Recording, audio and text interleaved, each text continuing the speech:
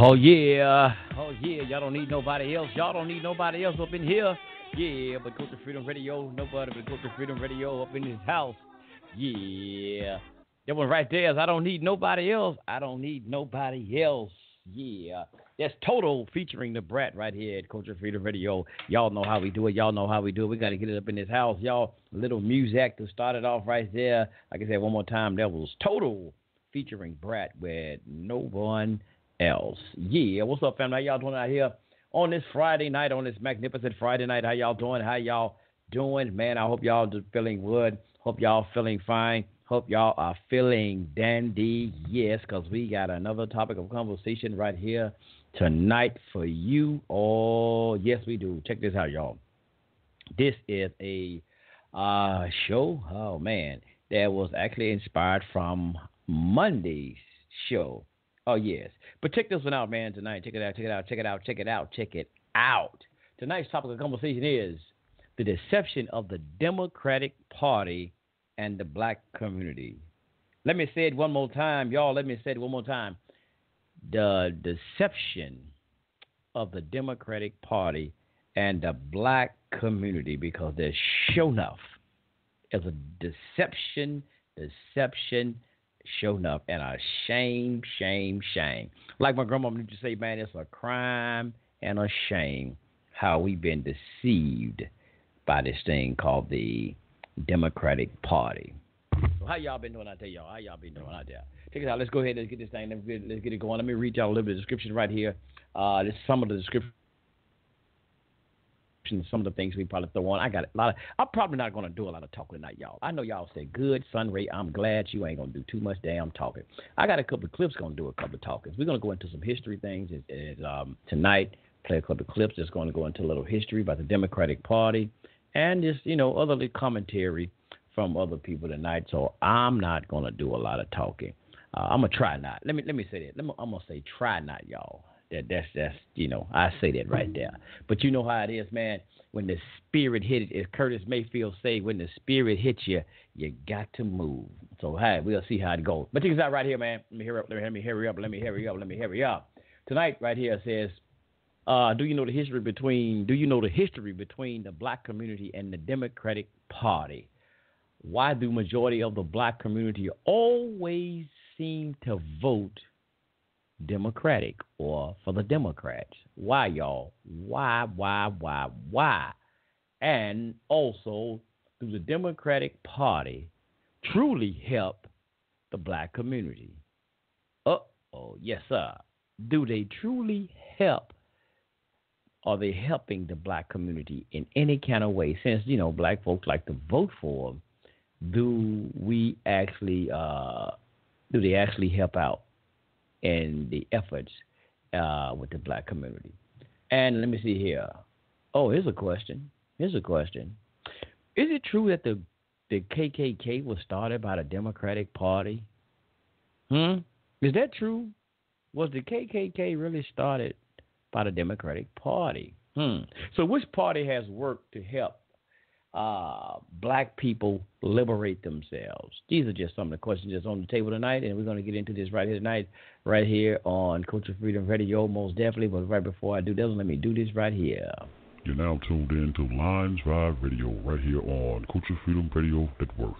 Here's your host for this evening, Brother Sunray Knight and Chief Rabbi David Israel. Lines Drive Radio, where the lines are ready to roar.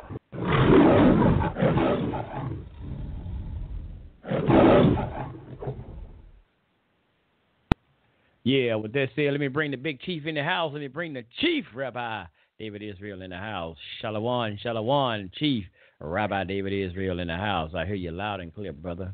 Peace, shalom. Hey, shalom. Rahu Bey, assalamu alaikum, Sajada Lahu. Man, Mama Stay. Man, get praise Yahweh. Man, giving all honor and all glory to the King of the universe. I don't care who you call it, but I call him Yahweh. Praise Yahweh. And Yahweh Akkad, Yahweh Ben Yahweh, King of Israel, Kwam Yashala, Sajada Lahu, Salam Alaikum, all that peace, all the peace and blessings to everybody out there. But tonight we're gonna be talking. We gonna get into a few scriptures before I start off. I'm glad you brought up that about the KKK and Confederate flags and all that. I'm gonna get into some a scripture right now. Psalms 133:1. Behold, how good and how pleasant it is for brethren to dwell together in unity. Let's get another scripture. Genesis 13:8. So Abram said to Lot, please let there be no strife between you and me, nor between my herdsmen and your herdsmen, for we are brothers. Right there, that's a scripture right there about brotherhood. Now, we know, and I know, and this is a little known fact, since Brother Sumray brought up by the Confederate flag and the Confederates and the Confederate Army starting the Democrats. Brother Sumray, now I'm going to get into some history on Wikipedia. Before we get into the Democrat and Republic, I want to let y'all know they all the same damn people. I don't care how good Obama say something. I don't care how good Donald Trump say shit. I don't care how good Hillary Clinton say shit. They all brothers. Farrakhan, your brother too. Okay? All them people is brothers and sisters. I hate to put that out there. General Yohana, GMS, hell, even some of these Israelite leaders out here, General Yohana, Captain Zoriak, Saul Netter, Hillary Clinton, Donald Trump, they all brethren. Al Sharpton, Jesse Jackson, they all brothers. Okay? Democrat, Confederates, they all brothers. I don't give a fuck what y'all say. They all in bed with each other. But this is a little known fact right here on Wikipedia. It says the first clan, the KKK, I'm going to the history of the KKK. It says the first KKK, the first clan was founded in Pulaski, Tennessee, sometime between December 1865 and August 1866 by 6 former officers of the Confederate Army as a fraternal social club, inspired at least in part by then largely defunct Sons of Malta. Now, I'm glad you brought that up about the Confederate. Now, it says right here. Now, I'm going to read something to you right here. I'm going to skip down. It says, although there was little organizational structure above the local level, similar groups ran across the South and adopted the same names and method. Klan groups spread throughout the South as insurgent movements promoting resistance and white supremacy. During the Reconstruction era, for example, Confederate veteran John W. Morton founded a KKK chapter in Nashville, Tennessee, as a secret vigilante group. The Klan targeted freedmen and their allies and sought to restore white supremacy by threats and violence, including murder against black and white Republicans in 1870 and 1871. The federal government passed enforcement acts which were intended to prosecute and suppress Klan crimes. Now, you hear that? They were black Republicans. But also, it sounded like that the Klan didn't like Republicans. Now, I know y'all say that the Klan, the Republicans are KKK members. No. A lot of goddamn KKK members started out as Democrats. Okay? So, when y'all want to get into all that shit about the KKK, the Democrats, the Republicans, Okay? Let me tell you something. All of them are all KKK members. Okay? They're all KKK members. Okay? Now, y'all want to try to cover it up. Well, we on the Democratic side. We on the Republican side. They all on the same side. They all Democrats. And Republicans, they all part of the same party. Okay? They all a part of the same damn party. Okay? White supremacy is white supremacy. Proverbs 3:31 says, envy thou not the oppressor, choose none of his ways. As long as you keep on waiting for a Democrat or Republican, which was groups founded by KKK members, Europeans. Now, long as you keep on voting people into something called the White House, you gonna keep on having white supremacy over your head. So don't think that because you put a little ticket in the box and you vote somebody to run over you, that's going to change it. Matter of fact, some of these Democratic Republicans are the main reason why you got high crime in your community. There are a lot of these Arabs and Pakistanis and a lot of these foreigners to bring the drugs in your community. You know, the city councils, okay, your governors, your mayors, I don't care if they're Democrat or Republican, they all get paid off. They're not do what they're supposed to do. And matter of fact, Donald Trump, if we look at it now, how come Donald Trump ain't put none of these immigrants who he say he's against out the country? I'm telling y'all, it's all an act, man. It's all an act. He ain't putting out one immigrant out the country. Barack Obama, he's supposed to be a Democrat. How come he taught all this about the black legacy? How come he supported the LGBT before he supported the black community? He said Black Lives Matter, which was started by a group of damn homosexuals.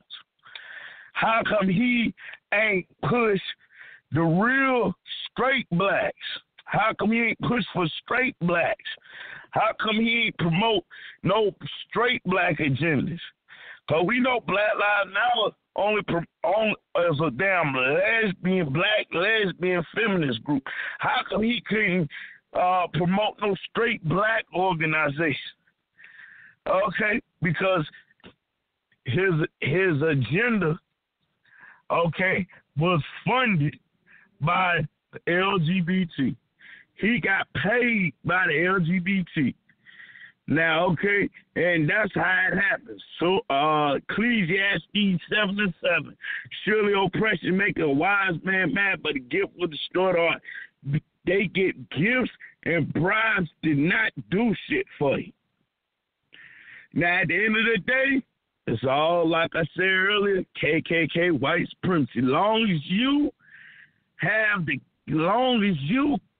allow them, okay, to pick you something, okay, which that's what you doing. You ain't voting. They're voting. They know who's going to be president. Them little groups in between know who's going to be voting. Long as you keep on letting them get your energy, they going to goddamn keep on doing you like shit.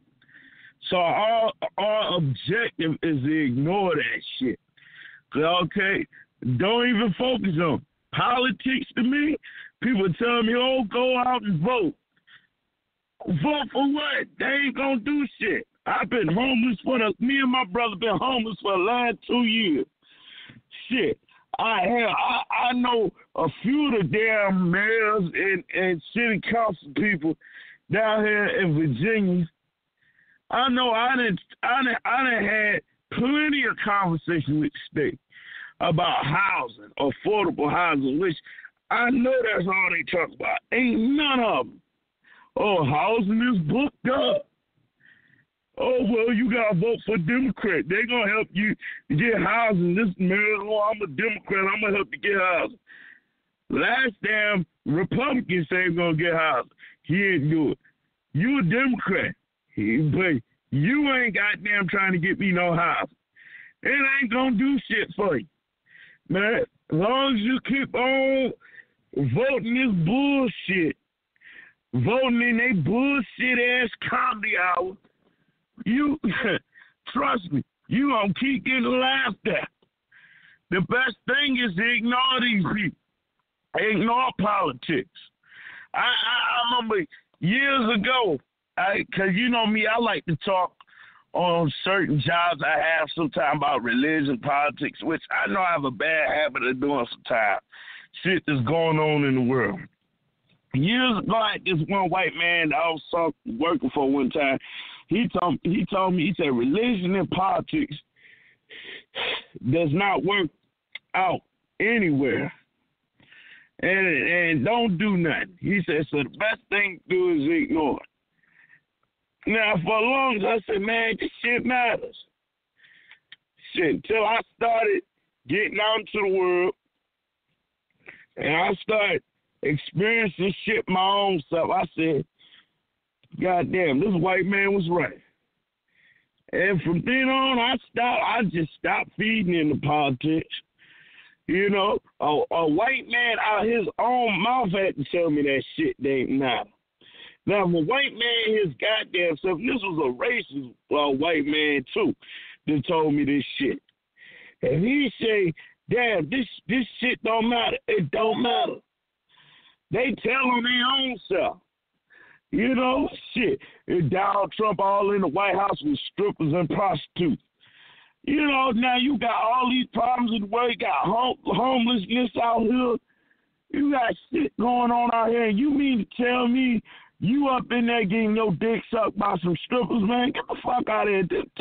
You got all these problems in the world. Why ain't you out here signing some checks out to be able to build some housing, affordable housing, and give some apartments to some of these homeless people out here that want to clean up their life? You know what? You all up in the White House with some strippers, with some prostitutes. Come on now, man. Comedy. And then Barack Obama. Look at it. All up there singing Al Green. Talking about some, well, I'm so in love with you. You know, you heard Barack Obama singing some Al Green. What time it is? You got enough time to fucking sing some Al Green, nigga? You all up there, we have a White House dinner party. Your job is to work on helping the world, you ain't got time to have no goddamn dinner. You ain't got no time for Beyonce to be singing to you. Tell that bitch to get the fuck out of here, bitch. I gotta go help some people get some housing. Like I said, affordable housing. Shit, I've been homeless for 2 years. Ain't no damn affordable housing. Ain't no housing. Ain't nobody trying to give us shit. Me and my brother, we when we got us an apartment, we came in through a little bit of money. We got our own. We put in application after application. We put in one for the government. They ain't help us out. Matter of fact, we was in a shelter one time. They told us it'll be 2 years before they find us housing. 2 years. What kind of shit is that? Well, shit, it's been 2 damn years, and guess what? And guess what the fuck? We still ain't got shit. When we got our own place about a year ago, it's because we came in on some money. And then that little house, that little apartment got too high. $9 a month. Got too goddamn high. Shit. They threw us out on the streets. They threw me and my brother out on the street. Now, where you at, Donald Trump? Where you at, Hillary Clinton? Where you at, Barack Obama? General Yohana, where the fuck you at? Democrats, Republicans, where the fuck y'all at? It's all bullshit, man. They ain't gonna help your ass out, man. You just gotta ignore this shit. They all in the same brotherhood, the Boule, Nation of Islam. I done been to the Nation of Islam study group down here in Virginia. I couldn't get no help down here from none of them. Shit, now I used to go to the damn FOI classes down here. Can't get no help from them either. You know, you talking about some damn black power. Shit, black power ain't no different than the goddamn Crips and Bloods, Democrat, Republican. They all the same people. Shit, and they always got to have that little debate. You ain't debating about shit. Shit, you ain't doing shit for me. Shit, but that's all I got to say, man. It's a fucking joke, man. All that shit's a joke, man. Y'all just need to ignore it. It was started all by Europeans. Man, Crips, Bloods, Democrat, Republican, Nation of Islam, man, all of them the same goddamn people, man. Shit, that's all I gotta say. Oh yeah, I have my damn mic muted. Yeah. Yes sir. Oh man. Yeah. Well, let me see. I got a couple of clips of authority. I had one I got to load up, but let me say it like this here, Brother Dave. Here's something what we have to say. What I had to say about like certain situations. What you saying? You saying we had to do something for ourselves? That's true. We got to do something for ourselves. So we can't look for the government to come in and primarily help not either you or me with our situations. They're not. They're not going to help you with your situation. That's not what they're going to do. It will have to be us that come in and, and help ourselves.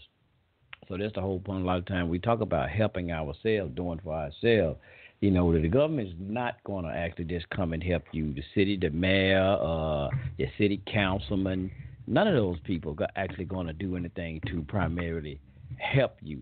That's what the whole thing we talk about as the Democrats most of these liberals will pretend that they are there for you. We'll take care, help you out. We'll be there for you. Whatever you need, we got you.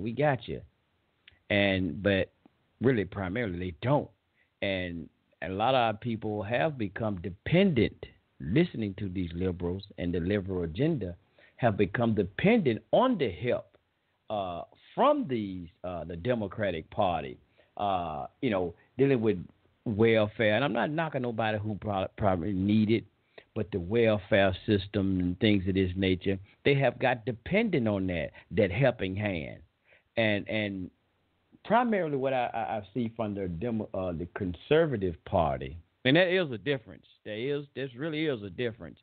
But here's the thing. I like what Dr. York said.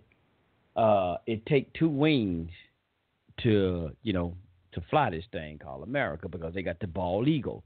But it does take two wings of a bird, a left and a right, for that bird to fly. So, even though they have their differences of party differences, they all have to somewhat damn near come together to keep this bird flying, which they call American government. So sometimes they do have to compromise. So there is a difference in party differences a lot.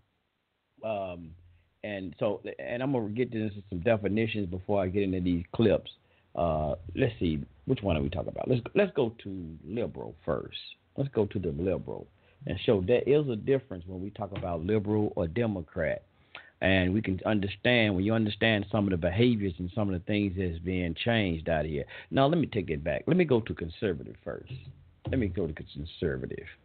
And I'm somewhat of a conservative, not at the political party, but I would say I'm somewhat of a conservative when it comes down to different family values and our culture. I hope I can say that right. Culture. I'm somewhat of conservative when it comes down to a lot of things. Our history. I would say primarily I'm conservative. Not dealing with politics, though. But here we go. Conservatism, a conservative. Holding the traditional attitude and values and cautiousness about changes and interventions. Typically in relations to politics or religion. Let me see here. Yeah, primarily I just did that. See, it's like conservative, like I said, holding on to traditional attitudes and values. And like I said, dealing with politics and religion. And let me jump with that one. So they hold on. They hold on to traditional values. A lot of us is in this conscious community or whatever we talk about, when we talk about our history, well, what we used to do and how we do, we try to hold on to those values and those traditions of how what we used to do, and they try to take that away. Now, here's liberalism. Liberal, open to new behaviors or opinions and willing to discharge traditional values. They have more liberal value towards marriage and divorce than some people. Favorable to or respect individual rights and freedoms. Here we go. So now, this is where you get today, right? This is where you get all of this LGBTQ agenda coming from the liberal doctrine or the liberal policies and perspective, because they say they open to new ideas and behaviors. The conservatives like, oh, wait a minute, marriage is between a man and a woman. This is the traditional value that we hold on to. I don't know about all that bullshit about Steve and Stephen, you know what I'm saying, married. I don't know about all that. I don't know about Steve and Abraham and Adam going together. Where the hell y'all get that from? That's not biblical. That's not, religious based. Where y'all get that from? But the liberal says that, we favor and respect an individual's right. That's what they say. Even when it come down to divorce. I mean, not divorce, abortion. Like you heard Justice say when I mentioned abortion the other day. It's a woman's right to do what she wants to with her body. It's her body. But we think about a life, the true value of a life. And that's always the liberal statement when they say that shit. A woman got a right to choose whatever she want to do with her body. Okay, that's always their statement. That's why you could tell a liberal 1,000 miles away, ask them about abortion, and you're going to hear that statement. But that's what it is. When you look the definition up, favorable or respect to individual rights and freedoms. Now, certain point, I'm down with that because we should have rights and our freedom to certain things. But these liberals come with all of this bullshiggity. Notice you see a lot of these protests going down, these protests and these rallies that's happening. Find out. I bet when you go and you do a poll to find out what is these people political aspect with how they stand on a political basis. You'll see a lot of them are what they call liberals. And this is primarily what they do, man. They pretend that they're fighting for a good cause and these liberal causes, but they know damn well they're not. It's another goddamn trick. So all of these protesters who are saying Black Lives Matter and all of this shit that y'all seeing out here, these are liberals out here with these fake agendas. And these fake agendas.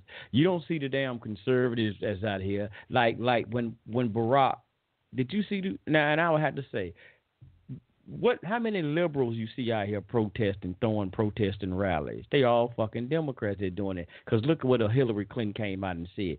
I'm joining the resistance. Obama even bagged and said, well, you should. You got a right to go out here and protest and do this here. They're bagging all of these false flag and what they call them. They obviously just false flag operations and all of this shit. These fake protests. This is a lot of liberal agendas and bullshit that they do. But we're going to get into some. I want to get into some clips. I want to really get into some history. I said I wasn't going to do all this damn talking tonight. I want to get into some clips to go into the history. I got a couple of them. Some 5 minutes long, some maybe 9. But let me start off with this one right here. This is the inconvenient truth about the Democratic Party. Let me play this right here, man, because we need to know about what's happening and when they're telling all of these lies and things of this nature, how they're going to help the community, help the black community. And we're going back to slavery, first of all. Let's go back to slavery. Who were the ones that fought and pushed to get black people rights? Well, yeah, so-called out of slavery. Now, they go back to the Emancipation Proclamation with Abraham Lincoln. What was his? And I'm not telling y'all got to vote neither way. I'm not telling y'all this. But we just looking at some things about the lies that's being told and the tricks that's being told. And look at all the snares and deception that we have been given. That's all I'm trying to do. I don't give a goddamn how you vote, really, no one way or another. I'm just trying to say it. We can't keep going down. We can't keep being lied to and believing the damn lies. If you're going to believe the lies, continue to believe the lies that's been propagated to you by these different Democratic parties and some even the goddamn Republican Party. The Republican Party don't even try to advertise towards you. They don't. But the whole point is the Democrats will lie to you. I'm going to say it like this, and I'm going to play this clip. I like it when a person's straightforward. If you don't like me, goddamn it, just don't come up with no airs. Don't come playing the role. Don't come, don't do that shit. If you got that attitude, just have your fucking I hate you attitude when you come towards me. Because most of the time, I'm going to pick up your vibe and I'm going to sense that. But, and I respect you more because I'm like, I already know I ain't going to be all up in your face and trying to kick it with you and all that bullshit because I know how you feel about me. But some of you, when you try to put on airs and try to put that costume on, yeah, brother, what's up, man? What's up, so-and-so? What's up, brother, this and that? See, you really got to be trusted because you'll be the one to get this person set up to get killed, thrown in prison, get robbed, and all other kind of shit because you are the infiltrator. You are the one perpetrating the fraud. That's what you used to say back in the day, perpetrating the fraud. You front. So you're the most dangerous one because that other person who's upright up front, just say say for instance, let's use this to talk a political party. Donald Trump. People say he racist as hell. He racist. If he was straightforward racist, okay, and we see that, we know we shouldn't have nothing to do with him. We know to stay the fuck away from him. But the Hillary Clinton them come to you and come to your church and all that bullshit. Donald Trump didn't come to y'all church. Well, they had a little front. He pretended they had old staged ass shit like he went to some church. But most conservatives y'all ever see, they don't never go to visit no black churches. Hell to the no. But Hillary them, they came to your black church and all this shit and pretending. Here she come all on them. What was it? At one of them interviews, I got hot sauce in my bag, trying to sing like the Beyonce, like she's so down with the community. And some of y'all, and some of your ignorance, you thought that shit was cool. Oh, she got hot sauce in her bag. She listened to Beyonce. and they had Beyonce all at the Democratic Party and all that. Man, it's a bunch of bullshit. But they play you. Just like Quran. Damn, I should have supposed to have my Quran. The Holy Quran, and I know it's in a chapter. I need to get it right fast. But in the Holy Quran, it talks about again when Shaitan, as they say, Satan, deceived Adam and Eve and from the garden and dispelled them and tricked them. It said that he came to them as their serious advisor. Came to them like he trying to give them some serious advice. All the time he was trying to deceive them and trick them and bring them down and get them kicked out of the garden. That's all he was trying to do. So that's what they doing, man. Like the Honorable Elijah Muhammad said, they try to come in and take us to hell with them. Trying to bring that and take them there. That's to hell with them. Not literally, going to hell with some fire and brimstone, but taking in their hellacious conditions and shit. All what's going to happen to them, you're gonna reap that same benefit because you believe in them. You believe in all of their bullshit. But let me play this clip right fast. Let me get that Quran so I can make sure I get that verse just right. Just 5 minutes, y'all. I'll be right back right after this. When you think about racial equality and civil rights, which political party comes to mind? The Republicans or the Democrats? Most people would probably say the Democrats, but this answer is incorrect.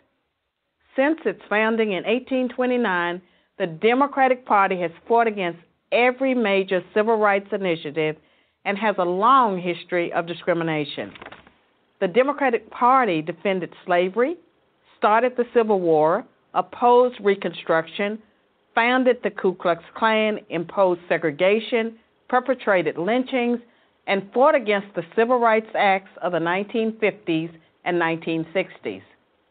In contrast, the Republican Party was founded in 1854 as an anti-slavery party. Its mission was to stop the spread of slavery into the new Western territories with the aim of abolishing it entirely.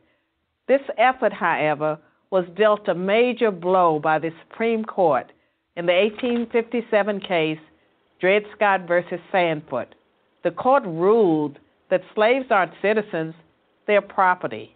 The 7 justices who voted in favor of slavery, all Democrats.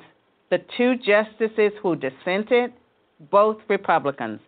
The slavery question was, of course, ultimately resolved by a bloody civil war. The commander-in-chief during that war was the first Republican president, Abraham Lincoln, the man who freed the slaves. 6 days after the Confederate Army surrendered, John Wilkes Booth, a Democrat, assassinated President Lincoln. Lincoln's vice president, a Democrat named Andrew Johnson, assumed the presidency. But Johnson adamantly opposed Lincoln's plan to integrate the newly freed slaves into the South's economic and social order. Johnson and the Democratic Party were unified in their opposition to the 13th Amendment, which abolished slavery, the 14th Amendment, which gave blacks citizenship, and the 15th Amendment, which gave blacks the vote. All 3 passed only because of universal Republican support. During the era of Reconstruction, federal troops stationed in the South helped secure rights for the newly freed slaves. Hundreds of black men were elected to Southern state legislatures as Republicans, and 22 black Republicans served in the U.S. Congress by 1900. The Democrats did not elect a black man to Congress until 1935. But after Reconstruction ended, when the federal troops went home, Democrats roared back into power in the South.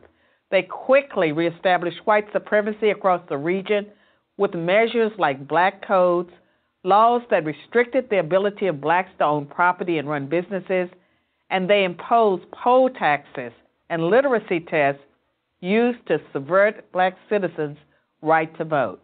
And how was all of this enforced?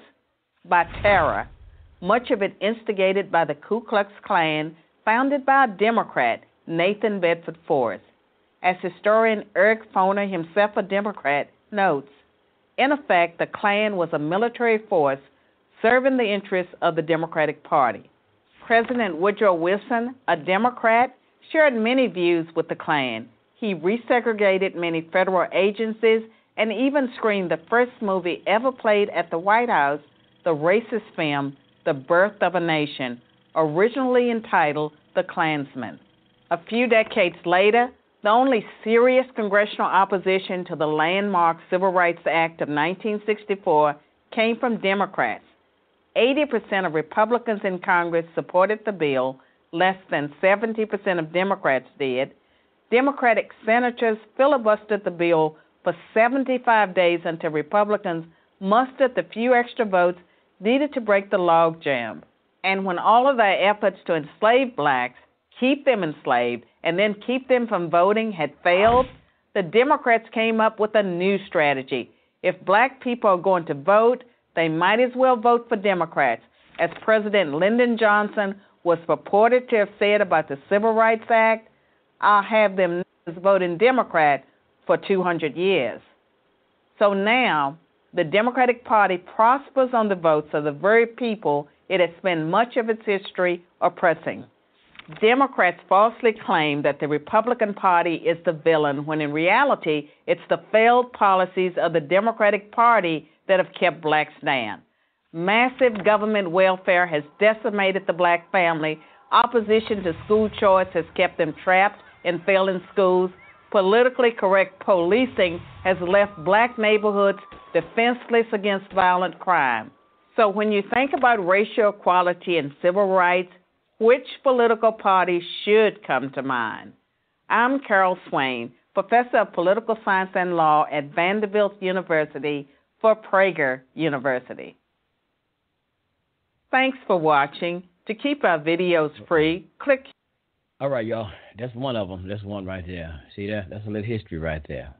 Y'all can look the video up as well on YouTube, as it's called The Inconvenient Truth About the Democratic Party. The inconvenient truth about the Democratic Party. See there? Y'all hear that? All those things. Here's the verse I got to give y'all right fast from the Holy Quran that I was talking about. That's chapter or Surah 7, verse 21. And it says, he swore to them both that he was their serious advisor. So that was the Holy Quran chapter or Surah 7, verse 21. I just make sure I put that in there correctly. But y'all heard the Klan was started by the KKK. How all the civil rights, when the bills were trying to be passed, it was shot down by the Democratic Party. Y'all heard that? And like you said, all of the things now that they, in the past, that they tried to shoot down and hinder you from progressing or getting certain rights, now they, since that didn't work, from hindering you from getting all of them, now they try to capitalize and just say, well, now we for you. But and since you got all of these rights, now they're going to try to use you and deceive you and say, well, we'll work for you and to destroy you from like that. They'll get in there and then they hold you back from holding office by them holding office. See, that's the history, man. When you get in here and learn the history about these different parties. But a lot of us, we just been told to vote. Like I mentioned on a Monday show, and I was asking my mom about, do she remember? But she was kind of younger, but she said she do remember back in the day, because I was, just like his pastor was talking about how they used to come through the neighborhoods and pick up black people, just pick black people up and offer them like certain things. And I can remember, and she can remember what it was. She said she heard about them too. Used to offer them something, but she can't remember what it was. And I can't remember what the pastor said, but she said she do remember that. But she remember them used to come into black neighborhoods and pick people up, like the pastor said, in buses and stuff. She said she remember them picking them up, black people up in cars and taking them to vote and tell them to vote Democrat. Vote D. Vote everything D. That's all they told them. Vote everything D. Vote Democrat. They used to do that. And she said, you remember that?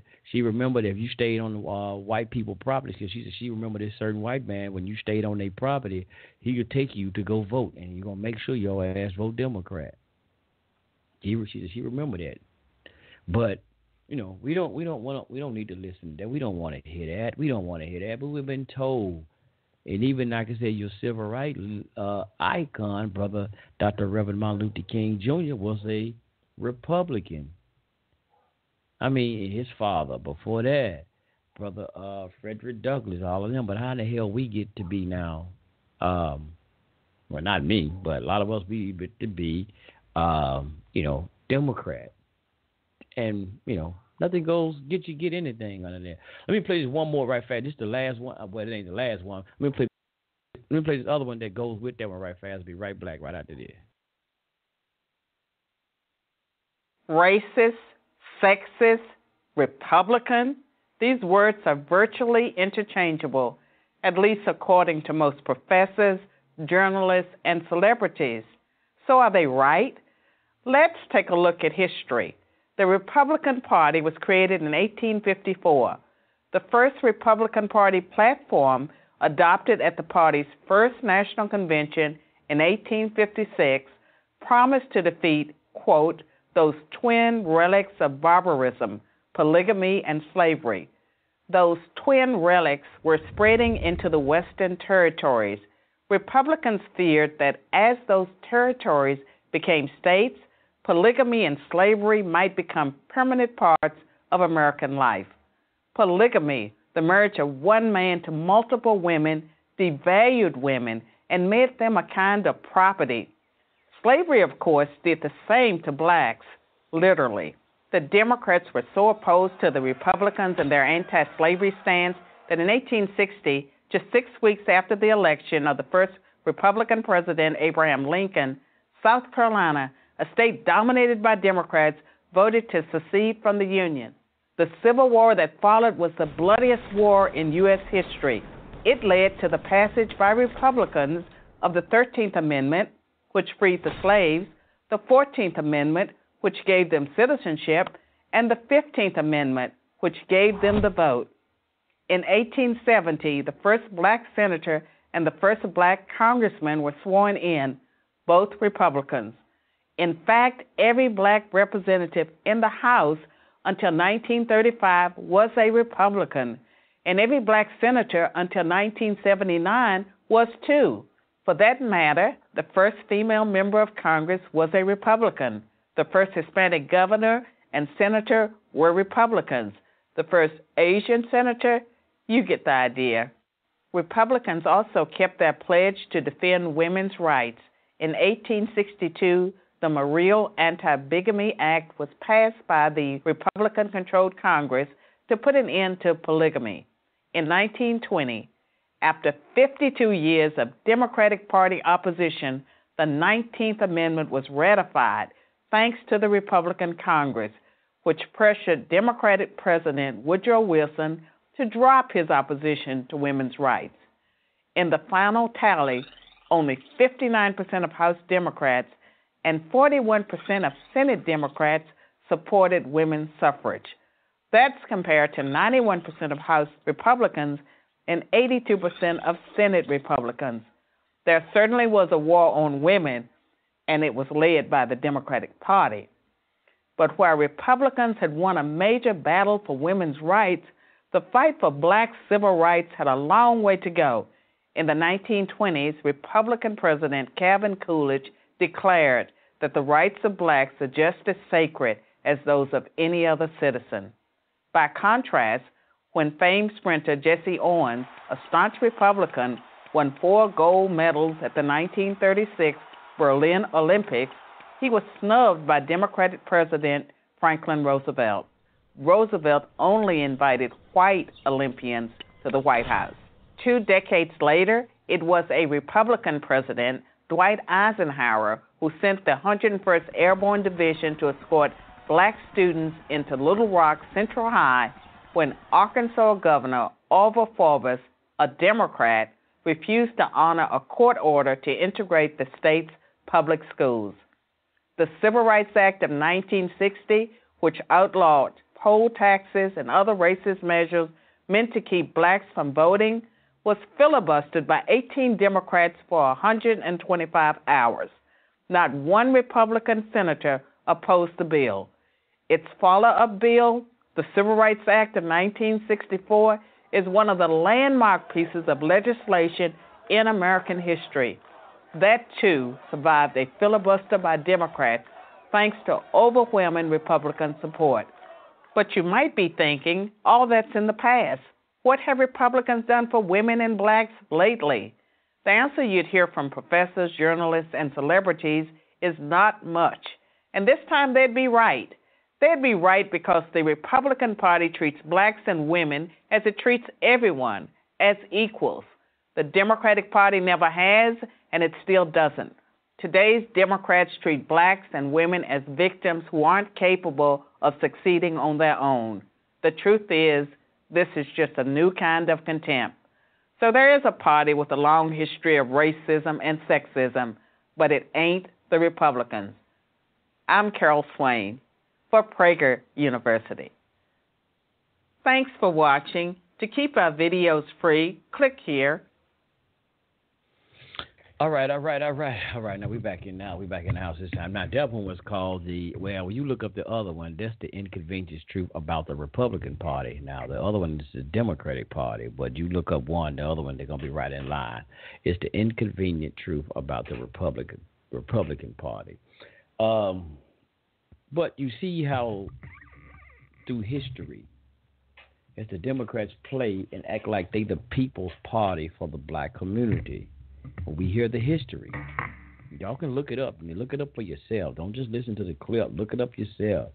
We hear the history. We hear the struggle of how what we went through and what was that particular party, political party, that was wanted to be the hindrance for our progress and success. It was those who calling Democrats today. As Brother Malcolm said earlier, I got a clip a little bit later. I got about 2 more clips, y'all, but I ain't going to play them right now. That Brother Malcolm said the Dixiecrats, same as the goddamn Democrats, same party. But I would think, man, it's just that we've been played. And I knew y'all probably say, well, what are the Republicans doing for black folks? Nothing either. And here's why. Here's why they shouldn't do shit for you. And I don't need them to do another goddamn thing for me. Because I had a teacher, remember a teacher, by the most Honorable Elijah Muhammad. And y'all heard me say it. I said this damn near every show. The Honorable Elijah Muhammad said, why wait for somebody to do something for you when you get up and do for yourself? See, when you keep on waiting on somebody to do something for you, you're going to constantly be dependent. You're going to constantly look for them to keep reaching a hand out for you. When you fall down, you're going to keep looking to see if a hand going to be there or a extended arm going to be there to help you get up off the ground. No, get your ass off the ground yourself. And I know sometimes we say, well, sometimes I just can't get up by myself. But, you got to, that's why they say it's a struggle. But see, you appreciate a lot. And sometimes we do need a helping hand. But if we listen to all the other opposition and things that they got you through with not being in slavery anymore, so-called slavery anymore, and all of these other Jim Crow laws, and what more do you want from anybody or one of these parties? Huh? We are black. What more do we want folks to do for us? We want them to come in our house and feed us too? Put the goddamn cook your food and put it in your mouth? That's what you want? What do we suppose? We want to be a dependent people? Look at here. Let me give y'all something right fast. And I heard Brother Nori for the Nation of Islam was laying down something so excellent. I liked it when he was laying down. I probably can't quote it as Brother Nori was quoting it. But it made a statement. If you even go in the Bible or in the Holy Quran, it says that God, or the Creator, created man and gave man power and dominion and gave him everything, and then even gave you instructions. Gave you the instructions. Created a world and put it in your hands and tell, now it's yours. You're going to take care of this here. I'm gone. I'm up out of here. Here's the instructions on how to do it. Well, you need a little help, holler at me. But first of all, now, you're going to have to take care of yourself now. Don't call me now until you really need me. Till you really need some troubleshooting, and then you holler at me. But he said that it's like a lot of times we just straightforward, we get into some trouble. We want to holler, God, help me, help me, help me, help me. And then they're like, well, God be like, what you calling me for? What you calling me for? Did I leave you the instructions? I left you a manual, and I even come to you in inspiration. Why do you constantly want me? Look, if I got to keep doing it, you will never learn how to do it. If I got to keep your computer keep messing up, if I got to keep fixing it, and I got a manual there to show you what if it go wrong, if I keep fixing it, you will never learn. You won't never do it for yourself. You're going to constantly keep calling on me to do it for you. Even with that, the goddamn Republican Party shouldn't. I'm going to say it. I'm going to say it. They shouldn't do a damn thing for you.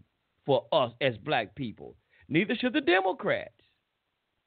But we act like when they come out and said, we the party for you. We'll take care of you. We'll take care of you. It's like an old pimp be out there trying to pimp up on something, pimp up on one of these young girls to pimp out. Come here, baby. I take care of you. I take care of you. I'm sweet daddy, baby. I got this all taken care of, baby. Sweet daddy got you. Sweet daddy ain't doing nothing but pimping the hell out of you. You selling your body. And Sweet Daddy getting all the goddamn money. Democrat Party. The Republicans gonna say, man, shit, y'all get the hell away from me. Get out and get your own shit. I don't want your money. And look at here, I don't want your body. I don't want your money. Get it how you get it. Like we said in the street, get it how you get it. That's primarily. And I appreciate some of that type of shit because y'all remember. When we had all of these oppressions going on against us and the hindrance, we couldn't, you couldn't step out the white folks' fountain. You had to go somewhere else. You couldn't go in the front door. You had to go to the back door. So a lot of these things that when we knew we had these oppositions against us and these obstacles against us, Hell, we strive better as a people. We went out and did for our own self. We created things for ourselves, banks, newspapers, all kind of things we put, because we knew when we had these oppositions and wasn't nobody really trying to do nothing for us, we did goddamn great for ourselves. But now that we see that somebody's going to put that helping hand and tell about, I got you, I'm going to carry you to the promised land type of shit, now we don't want to do a goddamn thing but just wait on them to send a goddamn check in the mail. I'm like James Brown said, y'all. I'm going to get ready to shut up and let Brother Dave come in here. I'm like James Brown. Don't give me nothing. Well, how James Brown said, let me make sure I get it right. He said, just open.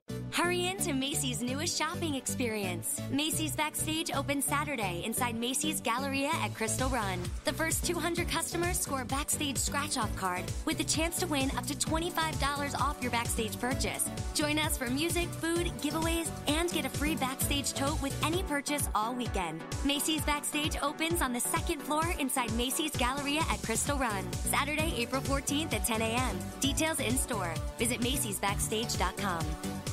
Hurry into Macy's newest shopping experience. Macy's Backstage opens Saturday inside Macy's Galleria at Crystal Run. The first 200 customers score a Backstage scratch-off card with the chance to win up to $25 off your Backstage purchase. Join us for music, food, giveaways, and get a free Backstage tote with any purchase all weekend. Macy's Backstage opens on the second floor inside Macy's Galleria at Crystal Run. Saturday, April 14th at 10 a.m. Details in store. Visit Macy'sBackstage.com. Open up the door and I get it myself. That's it.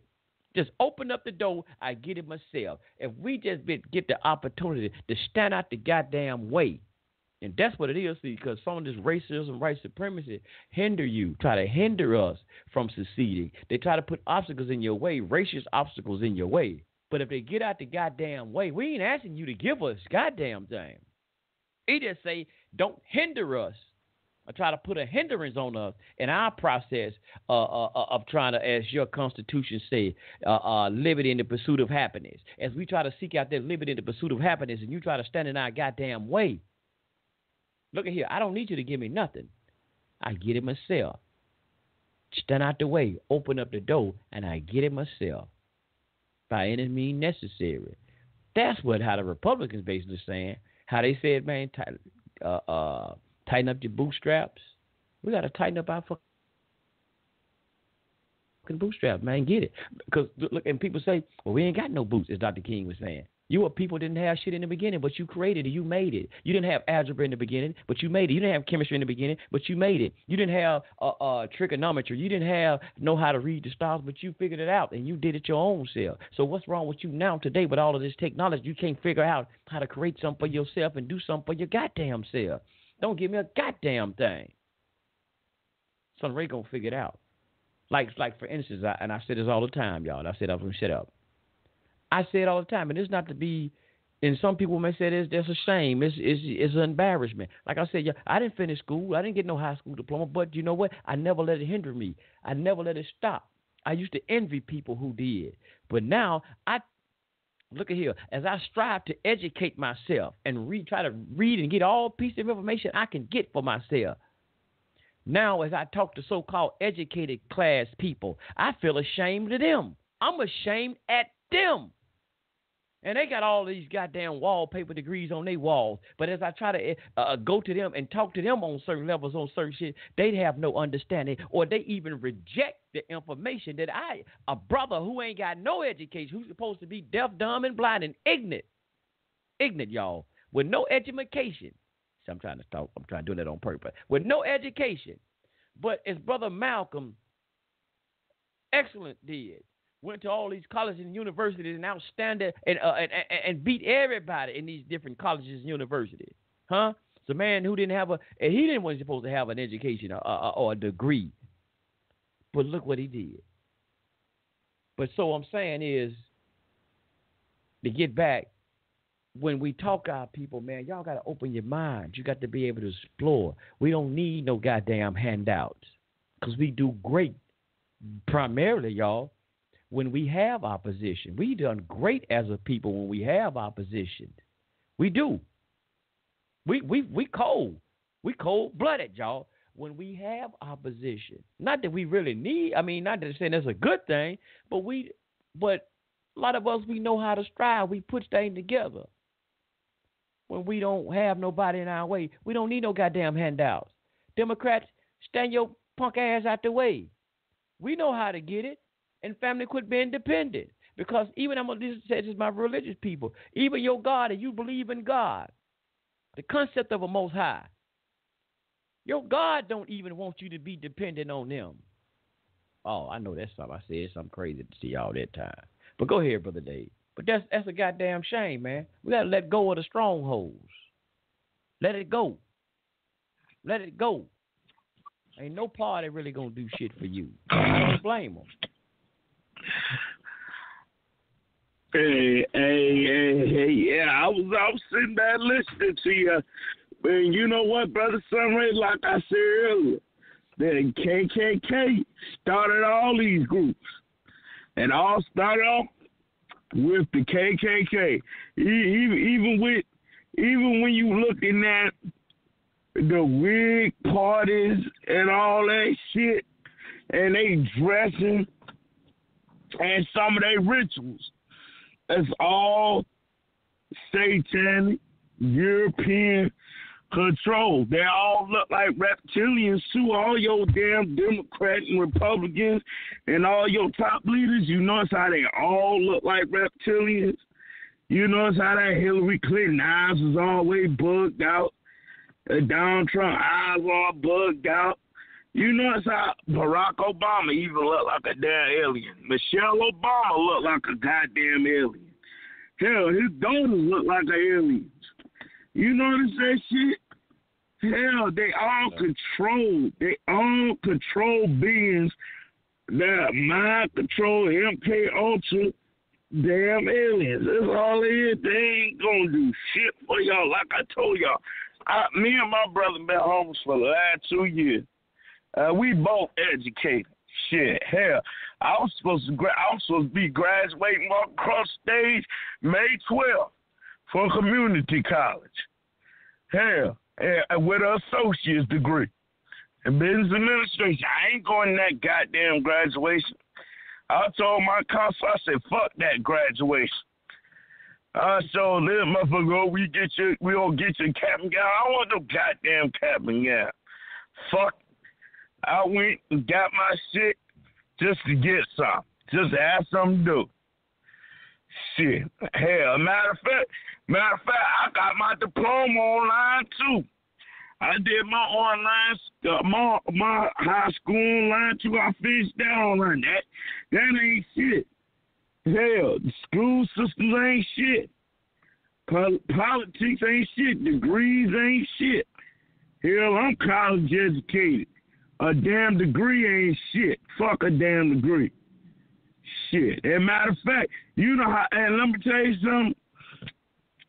something about these schools and shit. When you getting into the schools and shit, and you getting into all that shit, Obama ain't even graduate from no damn university. Pastor James L. David Manning called that shit out. Because he said he went to the same university as Barack Obama. He said he ain't never seen him. He said he never saw him in school. So do Barack Obama really have an education? Shit. Hell. And you know what? They say some of the richest people in the world ain't got an education. Bill Gates ain't got no education. So you notice how all these people that claim they got education they ain't doing too well. But people who ain't got education is all the way up there. I'm pretty sure Donald Trump probably paid for his damn degree. Shit. Oh, yeah. Bill Clinton too. Hillary Clinton. Shit, them motherfuckers sound ignorant as hell. They ain't real. Ain't nothing real about them, man. Shit. All their whole backgrounds is all made the fuck up. You know, we gotta look at that shit too. You don't know where they really coming from. And shit, a lot of these people pay people off like Barack Obama. Let me get this question answered. Did anybody ever find Barack Obama's birth certificate? Then y'all want to, he says, since the scripture saying Deuteronomy 18:18, I will raise them up a prophet from among their brethren like unto thee. Now, when you come to time for the U.S., we're supposed to be raising up a prophet, president, a leader like us, meaning somebody that family been in the U.S., was born in the U.S. Both of Barack Obama's parents is both illegal immigrants. Now, they let these illegal aliens damn have a child, can't find his birth certificate. Hell, nobody ever heard of Barack Obama. Be president. Gotta ask yourself that. Is this political system really real? Like the Force Indeed had that song, are you really real? Or am I dreaming? Is it really real? Shit, because if you is, shit, how come you allow somebody who ain't from the U.S. to fucking come in and be your goddamn leader? Gotta ask ourselves this. He ain't even got no birth certificate. Ain't got no birth certificate. Come on now, man. Now, Brother Sunray, me and you was gonna run for president, they would have to find our damn birth certificate. Wouldn't they, Brother Sunray? Wouldn't they do a whole clearance check on me, you, your brother, your sister, your mama, your daddy, your cousin? They'll do a clearance check on every goddamn body. Ain't that right, Brother Sunray? Yeah, that's what they say. They should do a whole fucking background check. So, where the fucking background check for some of these presidents? Now they just all of a sudden down Trump. They goddamn found out he was going with a prostitute. Talking about we gotta get some receipts. You know goddamn well if you goddamn pick up a damn prostitute, you ain't gonna ask the prostitute, can I get a receipt for that blowjob I got from you? Can I get a receipt for some of that pussy I got from you? Yeah, let me write you a receipt, Dad. Yeah, you paid $200 to fuck me for an hour. Yeah, let me give you a receipt. Well, what kind of shit is that? You don't get no goddamn receipt from no damn blowjob. Get the fuck out of here. You know what I'm saying? Shit fake as fuck. You know what I'm saying? And if you knew Donald Trump was picking up some of these political leaders, even with Bill Clinton, if you know Bill Clinton and all these leaders was dealing with prostitutes and shit and all that, why you allow them? Why you ain't tell them, oh, nah, nigga, you can't be president. You been fucking with prostitutes. How come you ain't fucking goddamn say? How come you ain't think about throwing his ass out before he got in the White House? You knew he was like that. How come you ain't goddamn throw his ass out now? Shit. You gotta ask yourself. Political system, man, it's all bullshit, man. Democrat, Republican, fuck out of here, man. I ain't hearing none of that shit. Hell, Bill Clinton had that pay y'all that little saxophone like Steely Dan said, ain't nothing here the saxophone. And I know just how it sounds.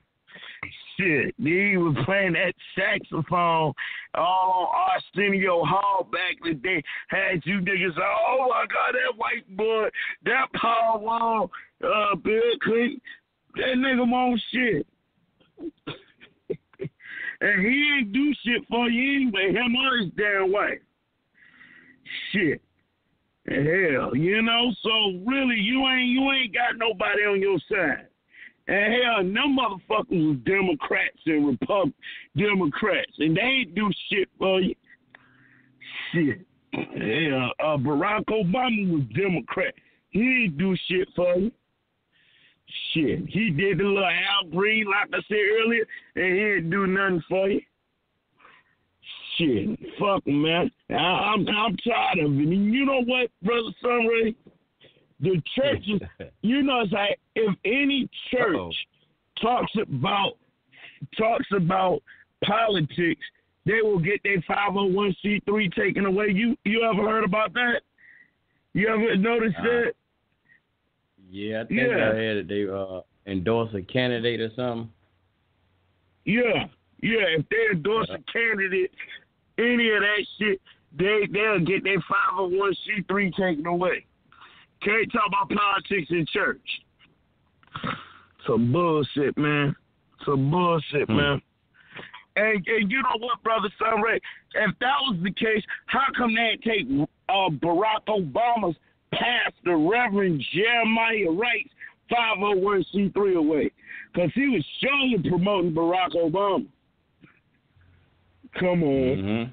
How come they didn't take Paula White's 501c3 away? Because Donald Trump surely did have Paula White praying for him at his inauguration speech. They should be taking her 501c3 away. And not just that. These motherfuckers, as soon as they get up there, they got to swear on the Bible. Fuck is that? If you political, you know damn well you supposed to know they can't mix politics and religion together. On the back of the dollar, you got the pyramid, you got 72 bricks up there. Okay? And the all-seeing eye. On the top of it says what? In God we trust. Now, if you're in politics, you ain't supposed to believe in God. You remember? You ain't supposed to have no God in your life. Why on the back of our dollar, on our pennies, on our nickels, or on our dimes? In God we trust. Fuck out of here. It's just bullshit, man. They're all religion, politics, they're all in the same damn boat, man. They're all in the same boat, man. And you know how all these motherfuckers got to always go to other countries and shake hands with other leaders. If you got a problem with them other countries, why you got to go over there to their goddamn country? I know damn well if you a Crip and you got a problem with some Bloods, you ain't going to be friends with no Bloods. Shit. Just like if you a straight man and you can't stand homosexuals, I know damn well you ain't gonna be next to no homosexual. Okay? So this is some bullshit. Amos 3:3 says, can two walk together unless they agree? So all these motherfuckers is in agreement with each other. They all shaking hands. They all believe in the same God. In God we trust. That's right. They're all in the same damn boat. So, man, y'all got to come up out of that shit, man. Y'all got to come up out of that shit, man. That Democrat, Republican, political system, all that shit bullshit, man. Shit. Stop believing in that shit. Now, don't get me wrong. I agree with a lot of these people, Trump and all these people. Yeah, we ought to throw some of these immigrants out. Yeah, I agree with them. But at the end of the day, Trump ain't throwing no motherfucking immigrants out. He go to immigrant countries. Hell, his wife Melania is a goddamn immigrant. If you don't like immigrants, throw your goddamn wife out the country. You know what I'm saying? You hear me, Brother Sunray? It's bullshit. He ain't thrown that one goddamn immigrant out. Barack Obama, yeah, we supposed to help black folks out. He ain't helped not one fucking black person. And his damn wife, Michelle Obama, His wife, Michelle Obama, the whole time talking about some, we need to go start putting vegetables in the motherfucking school system. What the fuck does that got to do with the black-on-black crime? What the fuck does that got to do with housing homeless people in the inner city? Some homeless motherfuckers eating vegetables ain't gonna help them to get no goddamn house. Okay? That ain't got shit to do with it, Michelle Obama. I love you, sister. I'm glad you're talking about, dieting and all that shit. But at the end of the day, dieting ain't got nothing to do with no motherfucker helping nobody get housing, bitch. Okay? Okay, shit. Hell, so we gotta start looking at it, man. They all talk bullshit. That's all they talk. Bullshit. Okay? Democrat, Republican ain't gonna help y'all. Like, y'all gotta come up out this system. Like Brother Sunday was just saying, shit. We gotta do for self. Gotta do for self, man. Shit. Envy thou not the oppressor, Proverbs 3:31. Envy thou not the oppressor, and choose none of his ways. Shit. We gotta come up out of that shit. And the Farrakhan's, yeah, nigga, you too, Farrakhan. Yeah, shaking hands with Barack Obama. He keep on talking shit about Keith Ellison. Let that man go do his little phony-ass job. He'll talk about some Keith Ellison. Keith Ellison was FOI. I don't give a fuck. Nigga, he ain't in the FOI no more. Let it go, nigga. Shit. Hey, then you notice how Barack Obama denounced that nigga. Barack Obama's supposed to be black power. But how come he ain't give Farrakhan no goddamn honor since he was so black and so democratic? Because he was bullshit, man. Bullshit. And that Democrat bullshit, that ain't for black folks, and Republican ain't for black folks, Democrat ain't for black folks. Ain't none of these systems for black folks. Shit, homelessness is still out here. And I know, me and my brother homeless right now. Shit.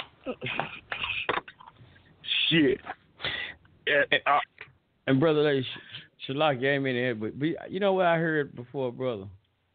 Since you mentioned that, I've heard somebody say that a lot of people homeless because they want to be homeless. What do you say about that? Shit, I had my inheritance stolen from me, so that ain't the reason why I'm homeless. It ain't my damn fault. I had my inheritance. My granddad and my grandma left me some land and a house, and guess what? Niggas goddamn realized that me and my brother was gonna get in it, and they goddamn changed the damn, got our names taken off that deed. So, nah. And they threw up me and my brother right on out in the street. So, shit. Hell, and gave us only $10,000, and that $10,000 got us a few months in an apartment and a little-ass car, and that shit ain't nothing. So, no. And brother, and for the sake of conversation, I don't want to really get in your business. Throw your business. No, I'll skip that. We ain't going to get into your business like that. Ain't going to throw that out there. Like you saying it, but I don't want to get into it like that. Because I know somebody asked us some questions on that, what you saying. You said, I go back right fast. You said you was out there, you've been, 3 years? 2 years. It's been about going on 2 years now. Shit, I got me an apartment. Me and my brother got an apartment with a little money, bit of money our family got, from them selling this shit and throwing this out. But, I mean, them little few months, I wouldn't even count that as having a damn house. So, Shit, because apartment, they can throw your ass out any goddamn time. Anyway, but I mean, shit. We both work. We both work full time. I was going to school and working, and trade school and goddamn working and shit. And that shit don't mean nothing, man. That shit don't mean nothing, man. And we couldn't keep that shit up. Shit, I'm here to tell you, man. That shit. Politics. Shit, that ain't gonna help you to pay your damn bills, man. I'm here to tell you, politics ain't gonna help you to pay your bills. We done went to state programs trying to get funding, trying to get help, and we couldn't. So yeah, I'm here to tell you that shit ain't gonna work, man. That ain't gonna help you for shit, man. And we homeless because we want to be homeless. Now I'm gonna tell you this. Some of the people that we done ran into at some of the soup kitchens and some of the places where some of the homeless people go, which I try not to be out there no more. Which, I try to tell me and my brother we gonna keep working and try to get up out of this ourselves. I'm gonna tell you this: some people they do drugs. And that's why they homeless, because they lost everything because of addictions and shit. But my case was different. It was inheritance was stolen from me and, and all that. But one thing I'll say, though, some of those people that are kind of like me who then went down because of maybe they lost their house or maybe money, fell short, they lost their job or something like that. One thing I can say about that, a lot of those people become so used to being homeless that and shit because there's no help. Like you said, help is at the end of your own arm. That they just feel like, okay, this is our normal life.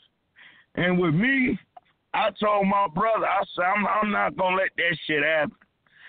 I'm not. We just gonna have to work our ass off until we get something, shit. But one thing I can say, though, is some people, like you say,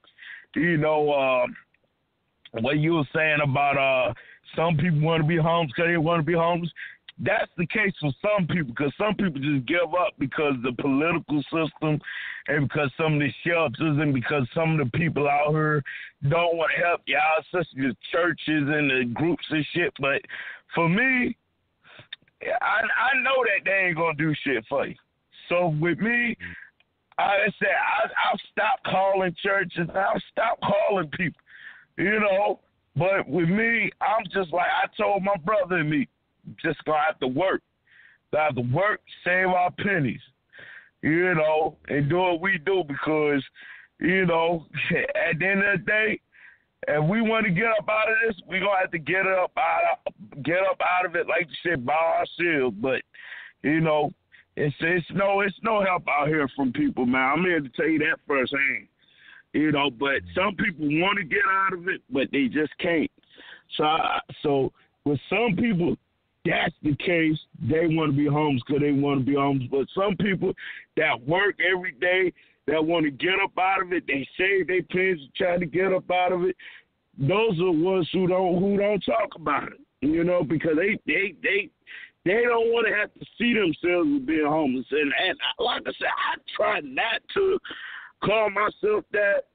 But at the end of the day, what else can I fucking call it? I don't own shit no more. You know what I'm saying? Somebody stole our inheritance. I don't have shit no more, Hell, but I mean, hell, I go to work every day. I get up. I got 2 jobs. I go to one job 2 days out of the week, go to my other job. The other, 4 days out of the week. I just try to act normal with people. I try not to call, see it like that, but hell, that's just what I do, I try to not think like that, Yeah, and Shalaka, I wasn't, because I didn't make that statement. I actually disagreed with that statement when somebody was telling me that a lot of people are homeless because they want to. I disagree with it, but it was just, I just asked to throw that out there. And just kind of get back, though, but like I said, things, I don't know, man. If I can share, if I really wanted to share, but I don't want to do that on out here on public forum because some people will take advantage of what you say and run with it and use your story, have it all over the internet. You know how people are these days, especially that have a hatred for you. But and people that knew my story and what I go through, what I went through, and still go through, it could be done. It could be done, and had know what our salary I've made. What now? It could be done. It's like I said. It's on you as an individual. It's how much you want it, how much you desire for success, and what you call success, and what you call wealth. It's just how much you really want to make it. It's what you, like they say, is whatever you put out in it. What you put in it is what you gonna get out. And like I said, man, I've been able to, with the little I have or make, still been able to maintain. Well, my wife, she worked down. She just really started because she started working so she go to school because she wanted to go back to school. So I was maintaining with the little that I was maintaining that. We still been doing shows. And, brother, I turn down money a lot of times. We get tips sometime and then a job. I turn it down or I get it and I give it to, I see guys in front of the stores and I actually give it away. I'm like, I'm cool. I got a little money in my pocket. I just got my check or whatever. I got some money. So I give to those who are less fortunate. I don't go to church. I ain't going to give my 10% to no damn body in no church so the preacher can ride around in no Cadillac. When I'm walking by, brothers and sisters are sitting on the side of the street who don't have none. I know they don't have none. Shit, I'd rather get them something. But and things do come back. So it's just a lot of time, man. Hard work, man. How they say, hard work and perseverance. You can make it. You can do what you can do it. I'm telling you, I do it every goddamn day, and I've been doing it for a couple of years now. So we can do it, man. I don't want to get into it and just go into nobody else's story and I'm trying to. There's a whole different story tonight, but it can be done. That's why I said I know we had the potential to do it because I've done it and I've been in a situation I thought like, God damn, man, it's gonna be hard for me to do this here, hard for me to do that, and I would say this, I use my own story sometimes, and for people who's out there who's going through stuff, like I just said earlier, I'm really supposed to be fucked up. Excuse my French, y'all, messed up because I don't have a high school diploma. I ain't got no college because I don't have a high school diploma. I don't have none of that, which y'all call a formal education. I got about 5, and I'm going to say it because I want somebody to hear this who's out there that's going through things and you think you can't do nothing in life. I got about 5 damn felons. I'm about a 5-time felon. Oh, yeah. Sunray was screwed up out here. Yo, Sunray was wilding out. About a 5-time felon. So I ain't supposed to be nothing.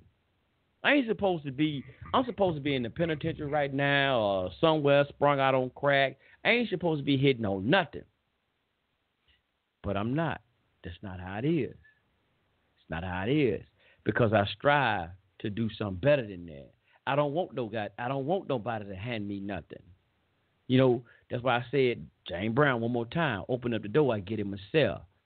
I understand. Like I said, I used to tell y'all all the time. I tell y'all, man, my mama used to say, if you don't go to school, get education, you ain't going to be nothing. You ain't going to be able to do this. You ain't going to get no job. You ain't going to be able to do this.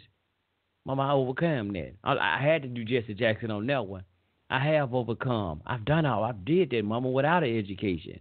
Not to say I couldn't I wouldn't want to learn a lot about geometry and physics and all of that. I wish I could have stayed in school and learned that type of thing. But I didn't. Now I had another path. I would really just say that the Most High took me down another path, and got me what I'm doing primarily today, and helping. So I've been educated in another way.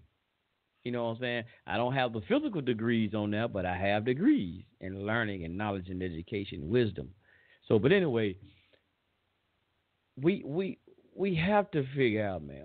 Well, you have to have that desire in yourself. That's why I like to say when I go back to my school of Islam, I throw away no schools of thought. Even though I may not be in Islam anymore, I may not be in this group no more, but I never throw away any schools of learning, what we call tools. And in certain schools, they thought they say your tools. You don't throw your tools away, but you always got to use them to do something, to tighten up on something. So I throw no tools away. In Islam, it tells you about striving. You always got to strive. So even in your homelessness, brother, you got to strive to get out of that. It's going to be on you. You know what your situation is. You know what you got to do to get out of that. And like you said, working hard and to persevere, yes, you're going to have to do that. You're going to have to do that because you can do it. When you keep looking back and waiting on that damn hand, that arm to reach back and grab you, you're probably going to be waiting a long time. You'll probably be waiting a long time.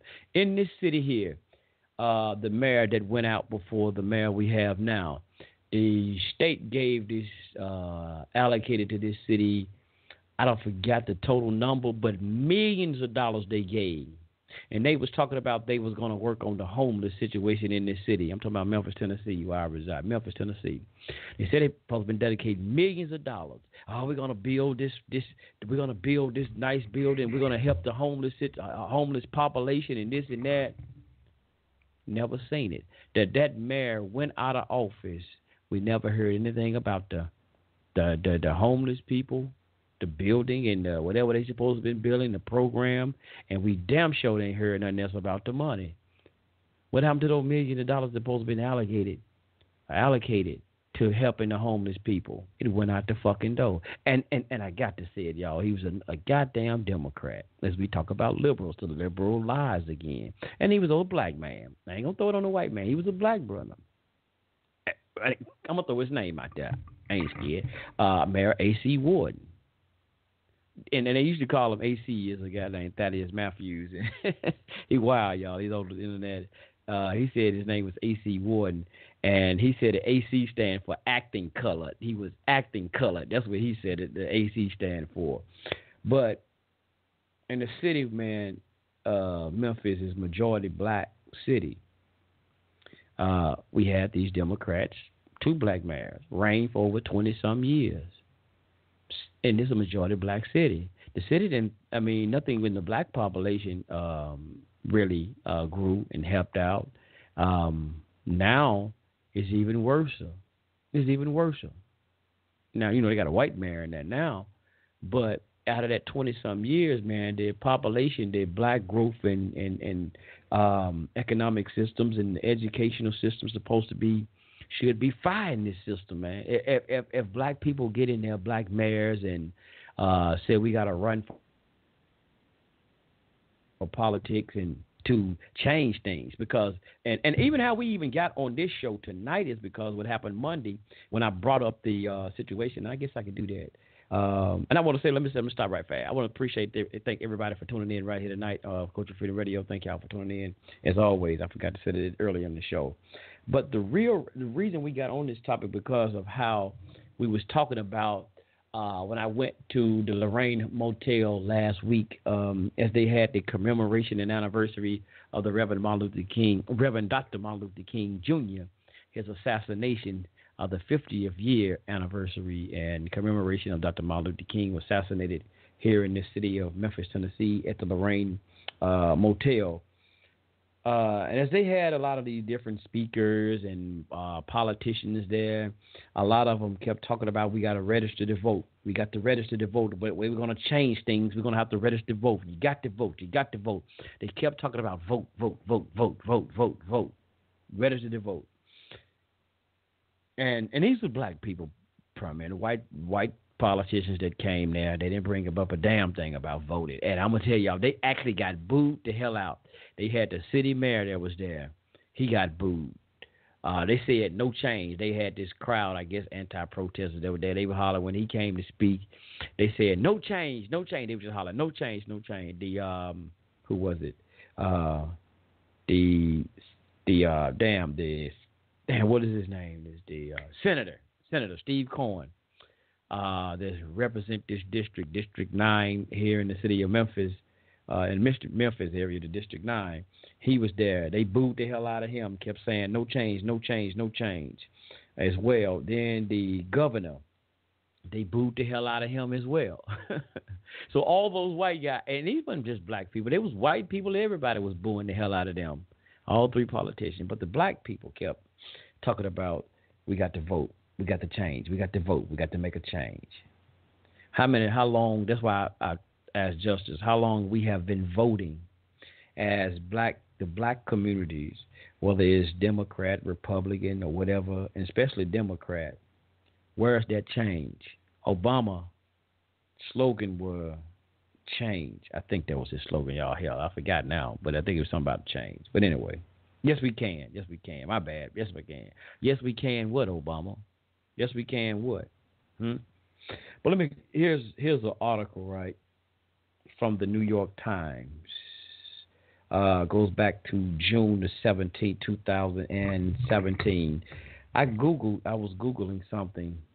How did the black community progress under the presidency of Barack Obama, or just under the presidential and Barack Obama? And there was an article popped up from the New York Times, and it, as like I said, goes back to June 17, 2017. It says, why Obama presidency did not lead to black progress. And before I read this, when I went back and trying to do analysis of the unemployment rate from 2018 now and during the time of Barack Obama, I went back to about 2016. The black unemployment rate was high out of all other ethnic groups or racial groups. Even under right now, from last year, 2017, it was high.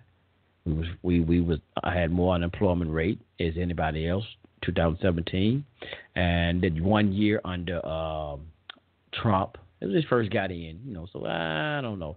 I don't know if you really counted against it, but that first year under Trump, and then we go back to under Obama. But here's something. Let me go back to Obama right here. Why the Obama's presidency did not lead to black progress. Here's what New York Times article says. Since the 1960s, the black leaders have placed heavy emphasis on gaining political power, and Barack Obama presidency represented the apex of those effects. The assumption rarely change is that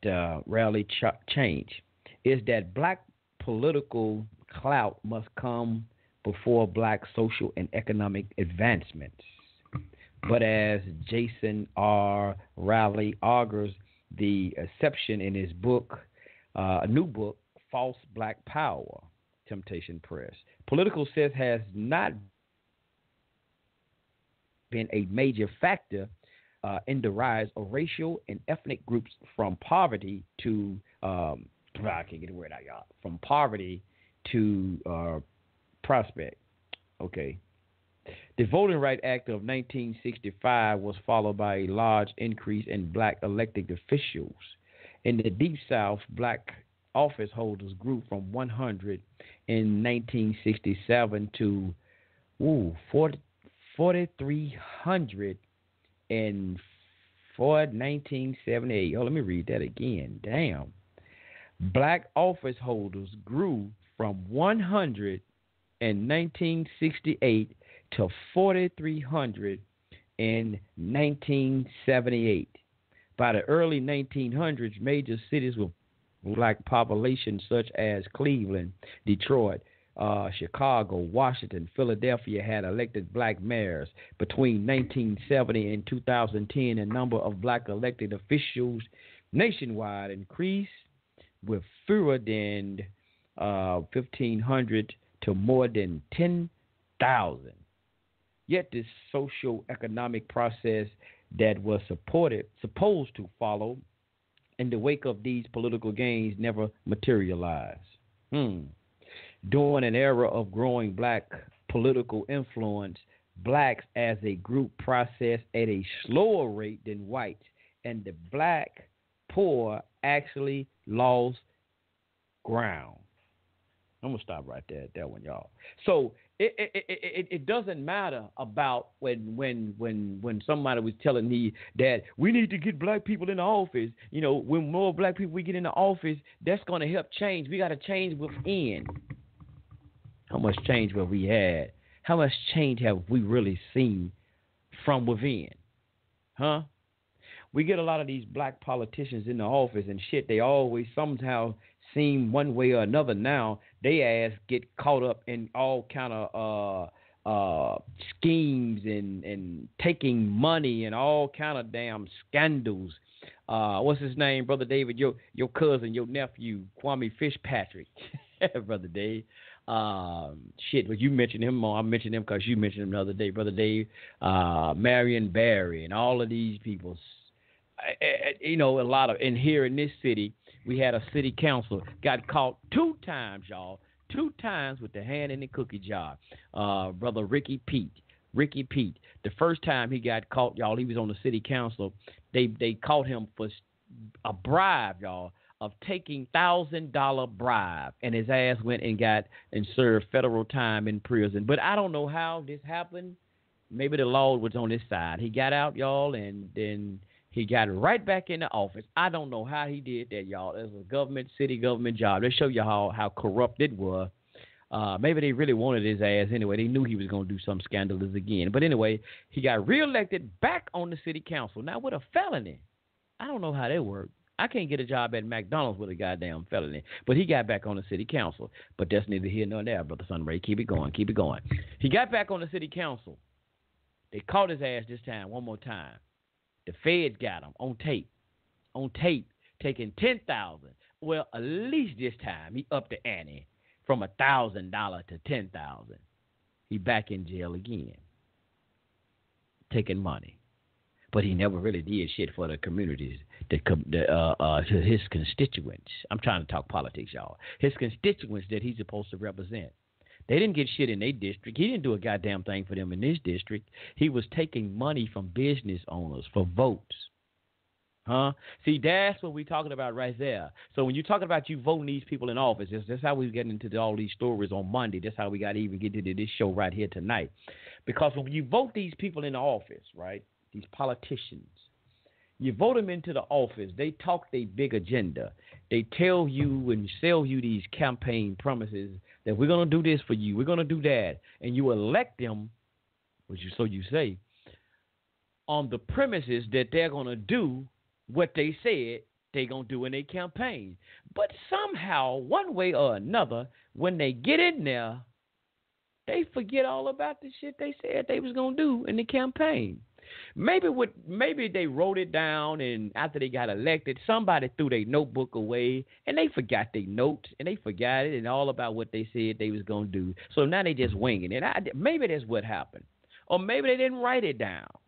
So now they got like, you know what, damn, what did I say I was supposed to have been doing? Shit, I don't know. Probably they don't even remember. So I just do whatever I want to do. But no, they always get in there sometime, and they don't do what's in the best interest of big business, corporations. Ricky Pete got caught because he was taking money for a vote. I think it had to do something with a business deal. These lobbyists and this and that. That's why I say, and I know some of y'all may say that sound crazy, Sunray. You can't do that, Sunray. You can't do that. But I say if they're going to be sellouts, if we're going to get these black-ass politicians, and this is a black radio station, so I'm talking about black now. If we're going to get these black politicians, and maybe some white ones, we're going to get these black politicians in the office, and they're going to turn around and be sellouts, I say we buy their ass out. Because if the other corporations going to buy them out, let's get our little pennies, nickels, and dimes together. They said the black community has a spending power of, 5-point-some trillion dollars, 7 point, I don't know, it goes up. But it's in the trillions. Let's get some of them trillions that we spend on Jordans, the LeBron James tennis shoes. Let's get some of that money. And when we need community centers in our neighborhood, we need homeless shelters, and we need some in our communities, and we need this thing to be built. We need these patents, we need, what's the other thing I'm trying to say? Permits. There you go, Brother Sunray. Permits, and we need something to get passed Let's get our nickels and dimes and catch one of them old sellout-ass politicians, and let's buy his ass out so we can get those referendums. We can get these things, the referendums on the books, so we can get these permits passed and open up these homeless shelters. Let's buy their ass out. Because, look, they're going to the highest bidder anyway. Let's buy their ass out. Let's get us some stuff did. Huh? I know that sounds kind of crazy, Sunray. You sound like Donald Trump right now. Well, hell, goddamn it, that's a business deal. Donald Trump a businessman. Hell, I am too. That sounds like business to me. Let's get our pennies, nickels, and dimes and let's open some business. Let's buy these sellout-ass folks out. Huh? At least we're going to get some out the deal besides the goddamn campaign promise that we ain't got nothing at all. And we ain't got nothing at all. Let me play this clip, y'all. I want to play. I had two more. I'm going to hurry up and get them. Got 11 minutes. I guess we'll go over because I had these two clips right fast. I guess I don't know. I'll play these back to back right fast, y'all. Let me play this one right. Let me see. Which way do we go, Joy? Let me play this one right here. I'm going to play this one right here. Thanks for staying with us. I'm Bill O'Reilly in the Campaign 2016 segment tonight. One of Donald Trump's favorite themes is that the Democratic Party uses black voters, but does very little to help them in real life. I've heard them where Hillary's constantly talking about the inner cities of our country, which are a disaster, education-wise, job-wise, safety-wise, in every way possible. I'm going to help the African Americans. I'm going to help the Latinos, Hispanics. I am going to help the inner cities. She's done a terrible job for the African Americans. She wants their vote, and she does nothing, and then she comes back 4 years later. Joining us now from Washington, Jamila Bey, radio talk show host on WPFW-FM in D.C. So there's some truth to what Mr. Trump says, that African Americans, by many measures, including owning homes, education, are not gaining as much as they should be. Your reaction? Oh, absolutely. A broken clock is right twice a day. And on this particular point, I think that Donald Trump is on to something. He takes it to a place that I completely disagree with. But absolutely, black people, Latino people, poor American people should be doing better in this wonderful and prosperous nation than they're doing. Okay, but the Democratic Party has been in charge of cities like Chicago and Baltimore, which are disaster areas. President Obama has been in office almost 8 years, and things have gotten worse. And the big thing that caught my eye, Jamila, is the home ownership rate, because that's a stable rock. Once you're invested in society, you have your own home, you're working, raising children, all of that. 41.7%, all right, in the African-American community, far and away, 71% for whites. And that's gone down under President Obama. Yes, it has. So yes, it has. It says to me that all of the liberal, we're concerned and we're really, our policies are targeted. It isn't working for some reason. It's not working because when you had the banks get deregulated and you had these predatory lenders going into black communities, a lot of communities too. There are white folks I'm talking about too, but Trump conflates black with inner city, which is a problem. But for the purpose of this conversation, we're going to talk about African Americans who are in inner cities. You named Chicago, you named Baltimore.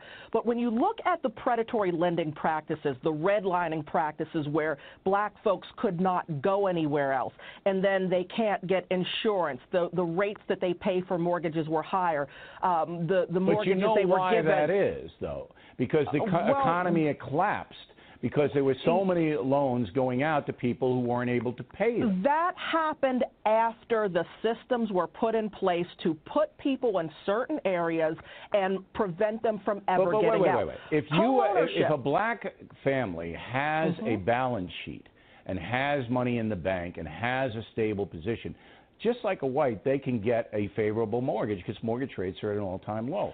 The problem is that African Americans, they're not prospering. And the stats, every stat says it.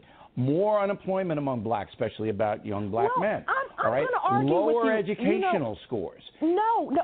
My demographic, African-American women are the most educated demographic in this country. More black women have bachelor's degrees than any other group. When we look at even voting rates, black women are more politically engaged. We outvote our numbers in this population. The proof is before your eyes in the inner cities in some areas. My friend, I live in the inner city, and when Donald Trump made it clear that I live in some wasteland, crime-infested third world country, is very violent in black neighborhoods. I had to tell my friends. I wanted to let them know we live in a wasteland, but they were all at the cantina, and I couldn't make it, so I had to catch them at the dog park the next day. Wouldn't it be wise for African Americans to keep an open mind about the two political parties? 30 seconds. My friend, you're right. Black people need to vote, as all Americans do, for the candidate who best serves their interests. Right. Not the one who wants to stop and frisk the guys or the machine politics. You know, machine politics. I want African Americans to prosper, but I want them to listen to who is running. Listen to who is best. Make up your own decision. I'm glad I'm your friend. I mean, I appreciate you are my friend. Thank you for having me. It's a pleasure to have you on. And all right, fella. We got 6 minutes. I got one more I'm going to throw in here so we can go ahead and get the clips out of the way. Where the other one go? Yeah. And you see that, though? He was talking about the condition of the black community and the unemployment rate. She started talking about how black women have more of an education. That ain't got a goddamn thing to do with the poverty rate. You got black people, you got people with degrees out here that's unemployed. So what the hell has the education got to do with the unemployment rate when educated people are unemployed? That don't make no damn sense. Let me play this one right fast. Now, you know what? Let me see. Nah, I got to do this one. Let me get Brother Malcolm in here. Right. 22 million black victims of Americanism are waking up, and they're gaining a new political consciousness, becoming politically mature. And as they develop this political maturity, they're able to see the recent trends in these political elections. They see that the whites are so evenly divided that every time they vote, the race is so close, they have to go back and count the votes all over again. And which means that any block, any minority that has a block of votes that stick together is in a strategic position. Either way you go, that's who gets it. You're in a position to determine who go to the White House and who stay in the doghouse. You're the one who has that power. You can keep Johnson in Washington, D.C., or you can send him back to his Texas cotton patch.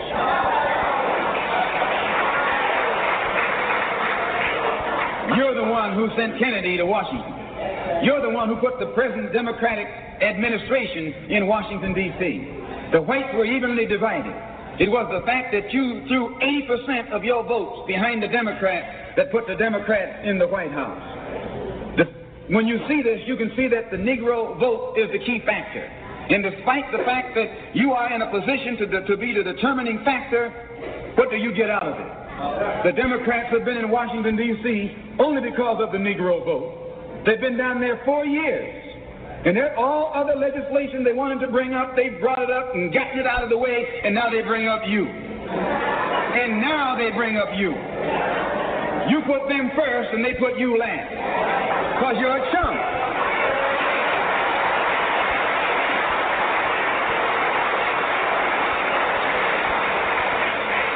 A political chump.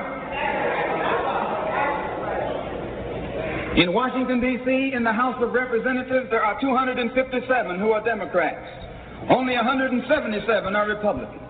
In the Senate, there are 67 Democrats. Only 33 are Republicans. The party that you back controls 2/3 of the House of Representatives and the Senate, and still they can't keep their promise to you because you're a chump.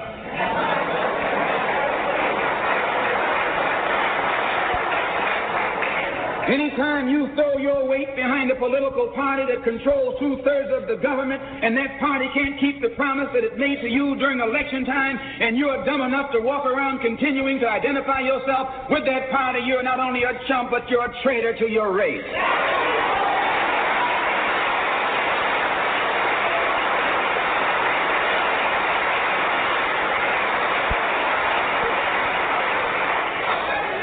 And what kind of alibi do they come up with?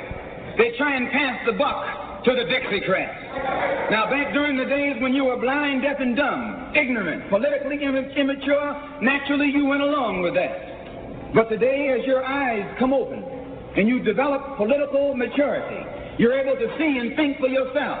And you can see that a Dixiecrat is nothing but a Democrat in disguise.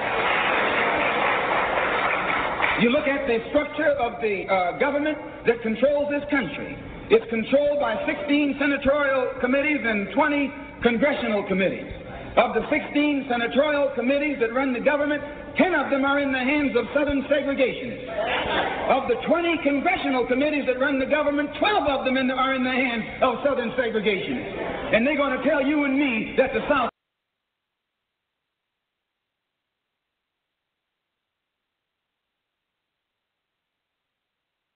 All right, Franny, my bad. Okay, we got 1 more minute left in the left live in the show. You want to call in and listen to the Overtime Show, call in at 347-850-8030, 347-850-8030 to call in and listen to the Overtime Show. We got about 1 minute. Yeah, that was Malcolm, Brother Malcolm right there talking about that, man. Them Dixiecrats ain't nothing but the same thing as a Democrat. And they say you're a political chump. Because you put them in and you don't hold them accountable. And that's what we talked about too, family. Not holding these people accountable. You can vote for who you want to. I mean, that's like Bobby Brown. Y'all, that's y'all prerogative. I'm not telling you who to vote for one way or another. I don't have no favorites at all. But when you vote these people into office, if you believe in the political process, you should hold these people accountable for what they do, their actions and what they do. Because they say they represent you. They said, we're here for you. We're here to be the voice for you. Okay, did I tell you to keep raising my damn property taxes? Did I tell you this? This is what we told you to do? Did we tell you to keep getting yourself damn raises, but you are taking away certain benefits and other things from us in the community? Did we tell you to do that? No, we did not. So what the hell you keep coming up with? I tell you what. And so it's like we got to hold them accountable. Got them to get together and have some like town hall meetings or something and call their ass to task on some of the things they're doing. Don't just vote them in and say, well, yeah, they showed the hell messing up. Well, I tell y'all what, next year we ain't going to vote for that. Whenever the next election, we ain't going to vote. Hurry into Macy's newest shopping experience. Macy's Backstage opens Saturday inside Macy's Galleria at Crystal Run. The first 200 customers score a Backstage scratch-off card with the chance to win up to $25 off your Backstage purchase. Join us for music, food, giveaways, and get a free Backstage tote with any purchase all weekend. Macy's Backstage opens on the second floor inside Macy's Galleria at Crystal Run. Saturday, April 14th at 10 a.m. Details in store. Visit Macy'sBackstage.com. Hurry into Macy's newest shopping experience. Macy's Backstage opens Saturday inside Macy's Galleria at Crystal Run. The first 200 customers score a Backstage scratch-off card with the chance to win up to $25 off your Backstage purchase. Join us for music, food, giveaways, and get a free Backstage tote with any purchase all weekend. Macy's Backstage opens on the second floor inside Macy's Galleria at Crystal Run. Saturday, April 14th at 10 a.m. Details in store. Visit Macy'sBackstage.com. For them next election. Hell to the no. Then the next person you get in there, he get to screwing up, you do the same thing. We just gonna vote him. We ain't gonna vote for him either. So they look at it as they ain't gonna do nothing any goddamn way. We can do what we want to. We supposed to be representing the people, but the government, as they say, the government is supposed to be for the people and by the people. But we don't give a damn about the people. We're going to do what we want to do. The people is the corporations. Look up the word in Black Law's Dictionary, person. A person could be a corporation as well. So the people or the persons that we're representing are the corporations. We don't give a damn about these little peons that's out here in the street talking about they voted and pulled a lever. We worried about the corporations that have businesses, that have this big money, this big financial backing, these corporations, these corporate entities. That's who we represent. So whatever they want, we're going to get it for them. We don't give a damn about little Tom Jones out here. We don't give a damn about him. He don't matter to us. Hell, he go to work every damn day.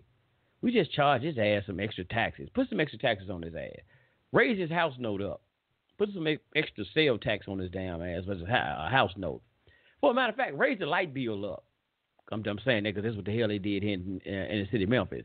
They lied about that. They ain't going to raise the light bill up. They raised the damn light bill up and the damn water bill. Jacked both of them up. But after they lied and said, we ain't going to do that. But that's what they did. That's what they did, fam. And that's what they do, big damn liars. And why not? I mean, because like I said, ain't nobody going to hold you accountable for it. Ain't nobody going to say nothing to you. Go and tell all the goddamn lies you want to. There's no repercussions. We can do what we want because there's no repercussion. I can go out and steal. I break in everybody's car in the parking lot I want to. Ain't nobody gonna do nothing. Ain't nobody gonna call no police. Ain't no repercussions on it. I can go in and go into all these grocery stores and steal every damn thing on the shelf. Ain't no repercussions. Ain't nobody gonna call the police. The store owner ain't going to say nothing. He just going to look at me, take his stuff, and run on out the door. He ain't going to say, hey, man, you going to pay for that? And he ain't going to say a damn thing. The security guard just going to look at me, go out the store. They ain't going to say nothing. Ain't no repercussions. But you all know that really don't happen. There's repercussions. Take your ass in one of these stores and steal something you want to. But I'm saying for on the political part, there's no repercussions. Don't nobody do nothing. We don't hold them accountable. You vote them in as your spokespersons. But don't hold them accountable. They do what the hell they want to do. Take bribes, all kind of shit. You don't do a damn thing. And you know they doing it. So you just say, well, like Trump. Now, well, we got 3 more years. He'll be gone in about 3 more years. We just ain't going to vote for him next time. 3 more years, you know the damage that they can do to your ass in 3 years? You know all the different laws and all these policies they can do in 3 years? You know how many goddamn wars that they can start on your ass in 3 years? Because they're damn near like they on the blink of one of them now, about 2 or 3 wars. You know how much, like I said, how much damage can be done in 3? And you said, well, we're going to wait 3 years. Shit. I'm like the Bible, y'all, on this one here. And excuse me for cussing when I said Bible at the same time. They said the time is at hand. The time is at hand. They can kill your ass in the morning. We ain't got time to be talking about waiting no damn 3 years. Folks are hurting now. People in dire need right now. And you talking about waiting goddamn 3 years or 4 more years to get that person out. No. He told me he going to do this when he get in the office for these 4 years. He know he had 4-year term. And he promised he going to do this in his term. Now, he might not say it in the first year that he going to get it done, but they made the promise he going to get it done. So I ain't going to wait for him to get out the goddamn office. He didn't even do nothing he said. If I start saying in the first year, I know they got to get, some kind of policies, they got to get settled in and first couple of months to get settled in. We kind of see how they work out. Maybe in the first year, you don't say nothing. That second year, you don't see no changes coming. Now, well, first of all, I would say this. If he already made you a campaign promise, that means he had a plan anyway, right? So I guess I'm going to take that back. He or she had a plan anyway because they told y'all what they was going to do at their campaign promise. So in 6 months, damn near, I'm going to change my stance what I just said. You still should start seeing some stuff try to be implemented. Don't mean it's going to go through because some of them got to go through city councilmen, aldermen. I don't know if some of y'all got aldermen. I don't know how they work. We got city councilmen here. So they got to go be voted on and this and that. But so you should start seeing something because they got some plans already. You ain't seeing shit in that first year. You start, red flags start coming out. Wait a minute, hold dog. Because like here, the city of Memphis, the mayor here, he's a Republican. And like Brother Malcolm said, he's a chump. He's a chump because he ain't about shit. He don't try to do a goddamn thing. But anyway, he campaigned off of crime, the high crime rate in this city. That's what he voted on. His first year in office, they set a goddamn record. The city of Memphis set a record in homicide. Nobody ain't even goddamn complained, though, y'all. Y'all know that? Ain't nobody complained. Because you know why? Memphis is I was telling somebody today, because Memphis is one of them cities they call the city of the dead. Even Farrakhan came here back in the 90s. He said, yeah, I heard that they call y'all the city of the dead. And they goddamn right, too. Memphis, this padded out to Egypt, y'all. The book of the dead. So these Negroes are dead for fucking real here around here. They don't say a goddamn thing. They keep their mouth closed. And you bring it up, They want to get on you for bringing up the shit you should be talking about. That's how they roll around here. I'm sorry. The city of the fucking dead. For real. But he campaigned off of that. And crime rate is even higher. He ain't doing a goddamn thing. Ain't nobody saying nothing to him. He getting away with clean-cut murder around here. He ain't brought no jobs to this goddamn city. He ain't did a damn thing. He said shit. Let me play this last one. This is I am black and I am Republican. This is the last clip, y'all. What are the stereotypes of Republicans? White, old, greedy, selfish, racist, definitely racist. What are the stereotypes of black Republicans? Oreos, Uncle Tom, sell out, you must want to be white. No connection to the black community. This is fun, right? Black people support Republicans. Just I support coal. I joined the Young Republicans Club at school. No, it can't be a Republican. Oh my, not a Republican. Oh, Jesus. Black Jesus. But there was a time when black Republicans were actually the norm. African Americans, after the Civil War, are largely in the Republican Party. Right? So this is where we get the phrase, the party of Lincoln. The Democratic Party is largely invested in the segregationist politics of America at the time. In 1936, things start to change. Franklin Delano Roosevelt runs for president on the Democratic platform and introduces the programs of the New Deal. African Americans overwhelmingly helped re-elect FDR to the presidency. They're part of this new Democratic coalition. Fast forward to 1964, and the Republican Party nominates Barry Goldwater as its presidential candidate. This is the same man who votes against the 1964 Civil Rights Act. His nomination encourages segregationists, white supremacists, right, the KKK, to come out and endorse the Republican Party. For many African Americans, this is it. Game over. On the eve of the convention, 40,000 people, half of them Negroes, demonstrate against Goldwater in the largest civil rights demonstration since the March on Washington last summer. In that year, only 6% of African Americans support the Republican Party. And in the past half century, not much has changed. In the 2012 presidential election, only 6% of the black vote went to the Republican Party. When it came time to register to vote at age of 18, I checked the Republican box, didn't hesitate, handed that in to an African-American teacher because I went to predominantly African-American high school. You know, she looked at it, kind of did a double take and was like, Telly, are you sure? And I was like, yeah, I'm sure. I'm checked that Republican box. Today, it's Telly's job to bring black voters back into the GOP. The Republican Party has to diversify. It can no longer be the party of just white men. At the end of the day, I'm trying to make the Republican Party more competitive. Many African Americans will say that Democrats take them for granted. And in an era of movements like Black Lives Matter, neither party can afford to ignore racial inequality. We need Republican elected officials to, really step up and understand what is this Black Lives Matter movement about. They just see this as anti-police. The movement as a whole is saying that there are some serious issues out there impacting black men nationwide. I worry myself when, if I'm driving and I get pulled over by a police officer, he's not going to ask me for my party affiliation. The first thing he sees is a black man. Why are they intimidated by me? And when it comes to black Republicans in Congress, there are only 3. When we talk about limited government, guys, I'm not talking about cutting everything. Mia Love represents the 4th District of Utah, a state where blacks are less than 1% of the population. I've had parents that made me feel very comfortable with who I am, to be proud of who I am, to be proud of my skin color.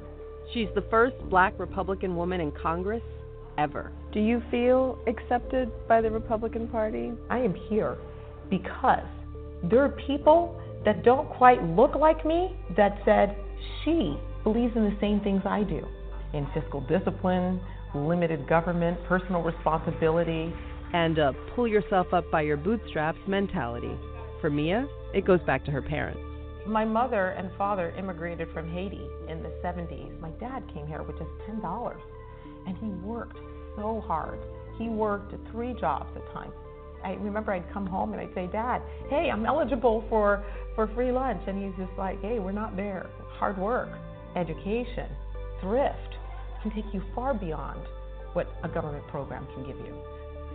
Those same principles are resonating with a new generation of Black Republicans. I'm Mike Roundtree, political director for the Morehouse College Republicans, and we're primarily interested in spreading the conservative word. When you're talking about government acting in our self-interest, I mean, I don't see it. But when it comes to the GOP's relationship to blacks, these guys are trying to change the party from within. What is it about the ideology of the Republican Party that attracted you to it? The basic theoretical notion of personal responsibility. If you stay the correct course, then you will reap the benefits of that. And I believe that, the platform of the Republican Party gives individuals that mindset. And it gets a little complicated with race. Did we start out on a level playing field? So that's one of the things that I don't think Republicans acknowledge. How could you possibly say that, racism is not something that kept blacks back? But I do know that if we empower the individuals now, give them a hope for education, if we give them the opportunities, at least we'll be moving forward. There's a piece missing to the pie. And I think it's really understanding people, getting to know us as people, not as a voter base. Certainly those things are things that the Republican Party as a whole has to make a part of the platform if we're interested in having black voters. So how do you unstereotype Black Republicans? You go to those places where the people may not vote for you, they may not even like you, but they need you. Spread the conservative word, so let people know that there is something different out there. That the status quo, what your parents did, what your grandparents did, is not what you have to do. This is another plausible option that I'm doing, and I hope that you can benefit from it. Many African Americans think that a black Republican is someone black who grew up in a white suburb, but there's many of us that are black and have lived in the African American community, so it's really showing people that we're real. And, we are part of the community, we're here.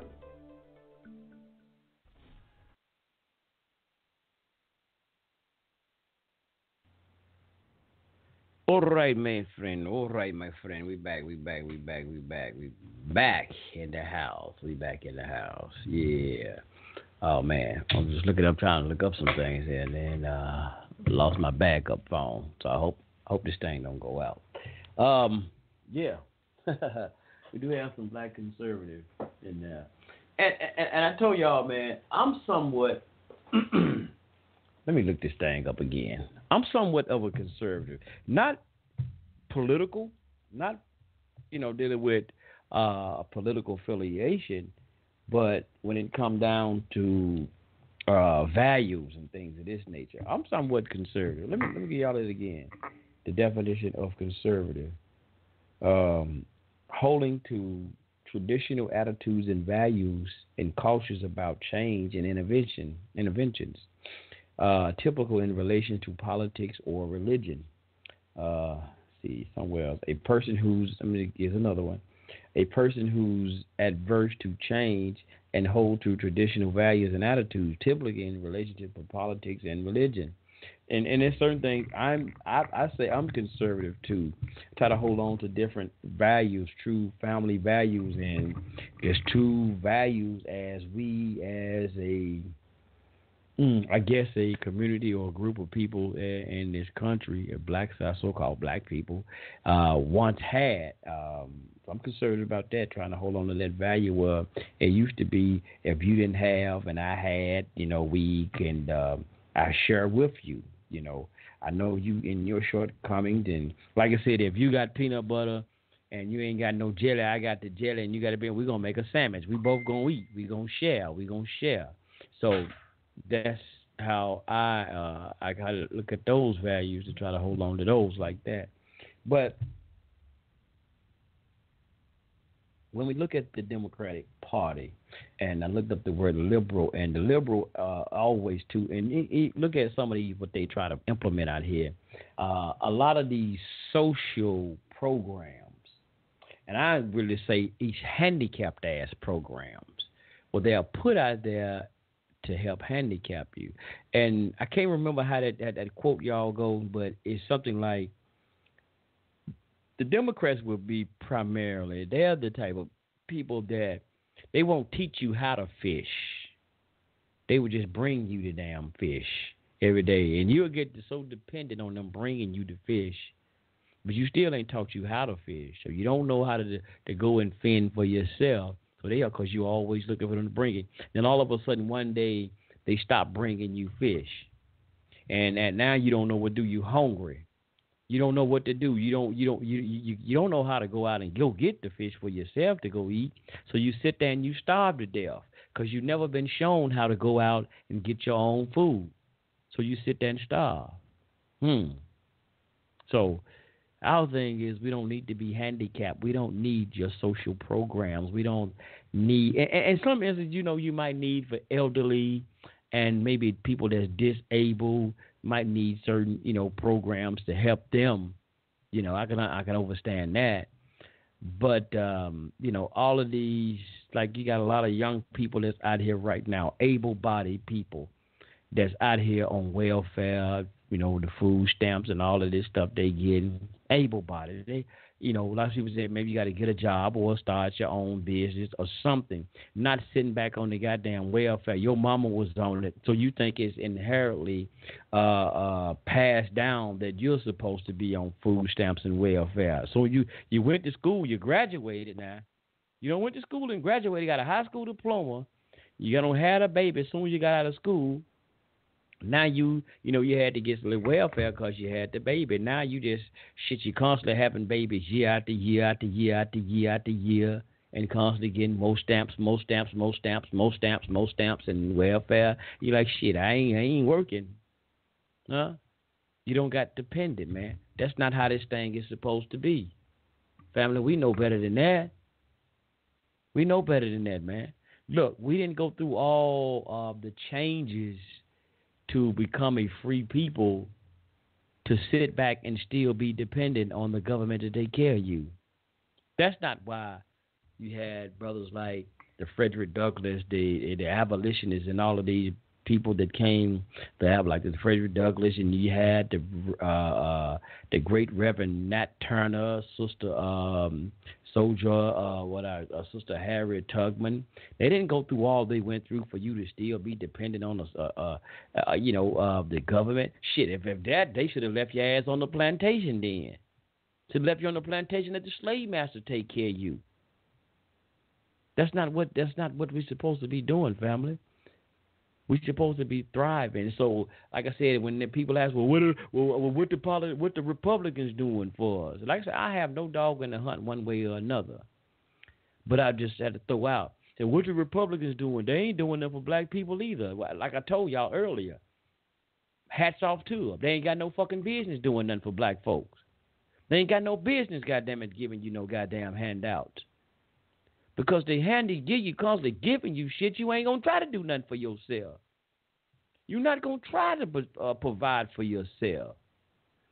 Don't keep trying to don't bring me no damn sandwich every day. Don't bring me no sandwich every day. I'm just going to sit my ass back at the house. You constantly knocking on my door bringing me food. I'm just going to sit back. I ain't going to do a goddamn thing. I'm just sit there and just eat. I ain't going to do nothing. I ain't going to try to get up. I ain't going to exercise. I ain't going to do nothing. Because I know you're going to come bring me something to eat. Then I might just say, well, look, man, while you over here, man, can you wash my clothes too while you already over here? I appreciate it. I appreciate the sandwich and everything too. Can you go on to do it? Oh, by the way, since you're over here, can you take the garbage out? Wash my clothes. Take the garbage out. You're gonna constantly find more shit. More stuff for me to be dependent on you for. So I appreciate the hard knocks. What they say, the hard knocks. Some people like say, man, your mama, like when I remember sometimes your mom and stuff, they'll tell you got in trouble and you went to jail. Like, boy, your ass go to jail. I ain't coming to get you out. Some families will tell you that, and they're gonna come get you out. Some of them, they come get you out. Some of them, they leave your ass down there for real. They try to teach you some values. I ain't coming to get your ass out here time you run down here. Your ass gonna learn. So sometimes, man, we're gonna have to learn. You can't depend on the government. They're not for you to be dependent on. That's not what they're there for. So don't keep letting these liberals lie to you like they here to help you. That's a damn lie. Because all the issues, all the things that being freed from so-called slavery, They didn't have a hand in that. They went against that.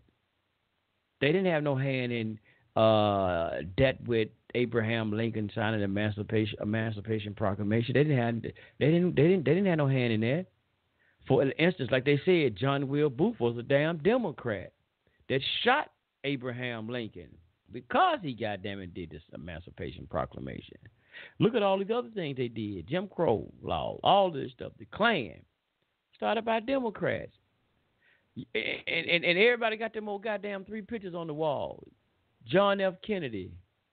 Who was that? Dr. Martin Luther King and the damn white-ass Jesus on the wall. And Kennedy didn't want to even sign the goddamn Civil Rights Bill. He didn't sign it, for a matter of fact. He didn't sign the bill. My mama, we were just talking about that the other day. She said, no, he didn't. I brought that up to her. I said, yeah, I heard he didn't want to sign it. She said, no, he didn't. Goddamn old punk-ass Johnson, Lyndon Baines Johnson wasn't signed it. He didn't want to sign the motherfucker either. But he signed it, and what did he say? We will have niggers voting Democrat for the next 200 years if we sign this bill. And, oh, Lord have mercy, black folks been doing it too. Been voting Democrat ever since. Party line. Some folks say I'm a card-carrying liberal. I don't vote. I don't know nothing else. I don't even know what a R look like. I'm a card-carrying liberal. My auntie be saying a word. Y'all probably don't know about the word. She said, sound like a starnated fool. Sound like a starnated fool. Whatever the hell starnated is, but that's what she used to say. Sound like a starnated fool. Because they truly do. You don't vote somebody just because you thought that they did. And they didn't have no hand in freeing you. They had, like that's what Brother Malcolm said, you's a chump. Because the people who went against everything that had to do with helping you get out of your situation, now you turn around and you vote for the same people. You might as well go and take your regular ass on back to slavery on your own. You might as well go and tell them, look, I want to be a slave. I'd rather be a slave. You might as well, because you're going to vote for all of them that's going to handicap your ass. You might as well tell them, I'd rather be, man, look, just go and put us back in slavery and take care of us like y'all were doing. Yeah, we don't mind picking cotton every day. We don't mind that shit. You know, as long as y'all come out there and give us some slop every day, we don't mind that. Give us a couple of holidays off, you know, Thanksgiving, Christmas, still give us some of them days off. It's cool. We cool. We don't mind that. We'll take care of that. We'll go and do that. Yeah. So, but I'm gonna see what Brother Dave got, man. I'm gonna see what Brother Dave, see if he got anything. But man, that's what we gotta do, man. Stop the damn dependency. The Democrats ain't doing shit for you, and the Republicans, if they ain't doing nothing for you, it's goddamn good. Do it for your goddamn self. I'm glad. Yep. You right on that one. And like I said, all this bullshit, all these Farrakhan, Trump, all of them in the same boat. And like I said, Farrakhan, like I said, I used to put hate out there as a word for all these people, but I can't hate them. They just doing a damn job. They doing a good acting job. That's all they're doing. They just acting. Like script says, Ezekiel 33, 32, and lo thou art unto them as a very lovely song of one that hath a pleasant voice and can play well on the instrument. For they hear the words of the Lord, but they do not do them. That's all they is. Song and dance. That's all they is. And that's why I keep telling y'all, man, leave that shit alone. Them niggas ain't shit, man. They ain't shit. They all insane. You ain't talking about Farrakhan, man. You ain't talking about Farrakhan. And you know what's so crazy, Brother Sunray? Yes, because Farrakhan was, and people like Farrakhan, Snoop Dogg, before they started saying Trump was bad, they was loving Trump. So, yeah, it's all an act, man. It's all an act. It's all an act, man. Y'all gotta stop all that. You know what? Because he was a Democrat at first at one time, too. Yeah. Yeah. Well, he was running under they can switch up on him. They just like Tekashi 6ix9ine. Tekashi 6ix9ine. Where first he was a Crip, now he a Pyru blood. Now he a damn Damu blood. Next week he gonna be a GD. Next week he gonna be a GD and a Vice Lord. Shit. And he just and you know what? That's how they do. It's gangs. It's just like gang banging, man. Yep. He a little bit of everything, Snoop Dogg. Last week, first he started out what? Hard ass Crip. Snoop Dogg, Crip Dog. Then all of a sudden he became No Limit Snoop. Then he became Pimp Snoop. Then he was a pimp. Pimp Snoop Dogg. Then he became Father Snoop Dogg. Became Coach Snoop. Then he became Snoop Lion. Snoop Israelite Lion. Then he became what? Now he what? Now they all say he cooking Snoop, cooking with Martha Stewart. Then he was praying Snoop. Yeah, he got a now gospel album out now. Snoop. Yeah, now he got a gospel album. Yeah. I'll say Bishop Snoop. Bishop Snoop Dogg. It's a game, man, and you know what? And they all have, like I said, that role to play. They all have that. That's a game. It's an acting role. And that's why I tell you, man, don't be hearing that shit.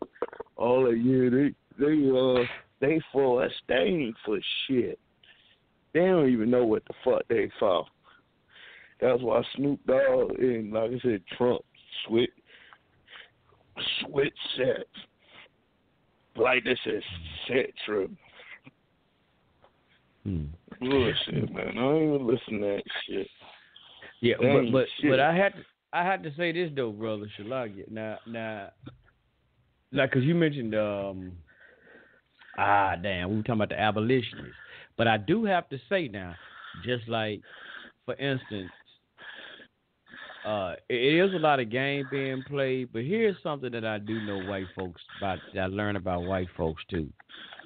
If they see that you out here, you trying, like, you putting together business, you out here, you sticking and moving, you doing things, they most respect that.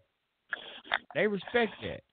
They respect black folk who stand up for themselves. Even though they might not like the shit that you're doing, they might not like some of the stuff that the Black Panthers and other them that they were doing. But they respect that, because you ain't just no step and fetch it. You just ain't sitting around there taking any damn thing that come to you. They respect that. They respect people that's black people that's out here trying to have something and put together business and stuff. And they'll actually, man, help you out. They will. They will actually help you to get it, because you ain't just trying to be, like you said, you ain't sitting around just depending on somebody just to, give you no handout. You trying to get out here, you getting it. You getting yours. You trying to hustle and get yours. So they basically primarily help you out. So it's just like some of the abolitionists, they had probably good intentions on here. Like when they did the Underground Railroads, there was a lot of white people helped set them Underground Railroads up. But it is a lot of stuff like that they do will, and I had to give them some credit. I wouldn't trust them all. Now, I ain't saying I trust them all. But if they see you are doing something, you ain't just sitting around, sitting on your hands and shit, they would, man, help you out to a degree. They will help you out on some aspects. But you got to be trying to really put together some shit, some good tangible shit, man. You ain't being out here bullshitting. So you will get some help on certain things from them. I've seen that in business. Like I told you, man, a couple of weeks ago, this brother, man, got a business out in it's a white town. He moved out of the inner city of Memphis and moved out there in town with predominantly white folk. Hell, he said, man, shit, it's better out there. White folk pay him for the job up front. You know what I'm saying? Before he even touch a part on the car, they getting the money, and and he's really thriving out there. In the community, it's totally different thing. When I told them, man, I said the way what they do for, they respect you because they see you a black man who you trying. You got a business, number one. You got a business. That's one thing they respect you for because you have a business. You have something. You got something to call your own. That's what they goddamn respect that. You know what I'm saying? They ain't taking care of your ass. That's one. And so, like, that's why we got to go back to the teaching of the Honorable Elijah Muhammad said when we start respecting ourselves and we start respecting our women and just not only that, and having things for ourselves, everybody else will start doing that. But as long as we don't respect ourselves, nobody else will respect you either. That's how it goes. You still want to think you less than a man, you less than a woman, you thoughts, you niggas, you bitches, you hoes, and excuse my French, family. But that's what you think you are. That's what they gonna treat you like. That's what you say you are. So why should I treat you any better than how you treat yourself? If you're not trying to create job opportunities or financial opportunities for yourself, what the hell should I? Why should I, from another a racial group or ethnic groups or even another country or anything, come over here and help you out? Like I said, Bobby Womack one more time said, Harry Hippie, how can I help you when you won't even get off the ground? You don't want to. You stay on the ground. Said, sorry, Harry. You just too much weight to carry around. I can't do nothing for you, Harry. That's the black man. If you don't want to get your ass off the ground, I can't do nothing. You too much weight to carry around. Look here, if you're a Hispanic community, I can't carry you around, man. We got some opposition. Hell, they want to kick us out the country. We barely in the country ourselves. Black folk, we can't help you out. You know what I'm saying? We just a hop, skip, and a jump from getting our ass kicked out the country. We can't help you, man. Come on. Now, we can kind of, fight with you, for whatever y'all going through. The Haitians, whoever else. We can't, man, we barely in this country ourselves. We in this motherfucker as refugees. We can't carry you with us, black man. You know better than them. You know better than anybody because you was already here for and one of us. You know how this thing go. We can't carry you, dog. I'm talking about, other groups saying that about the black man. So we have to, man, come on, bro. We know what we got to do. Our problem is doing it. That's why I can't stand it when people always come up and say, well, what's the answer? What should we be doing? The goddamn answer already there. How many more goddamn answers do y'all need? The answer is there on the table, laid down. It's just you got to be able to pick it up and go with it. Pick the mantle up. Pick that damn baton up and run with it. The runner before you had it, he ran with it and might have dropped it, probably got a cramp and had to go sit on the bench. Hell, he gone. He said, now you see it on the field, go right on the field and pick that son bitch up and go and run to the finish line with it. Brother Malcolm probably had some things that he was trying to do. He dead, he gone. He was trying to go take the United America up on human rights violation. That baton still laying on the ground. Ain't nobody picked that motherfucker up and ran with it yet. Dr. King had a dream. It's deeper than that. That dream is kind of deep too. But go look at what he was trying to do. That baton laying on the ground. All them suckers, Jesse Jackson and all them motherfuckers that said they was going, supposed to be sucking in command. They sucking in command. The goddamn baton still laying on the ground. They talking about the poor people campaign they were just talking about a week ago.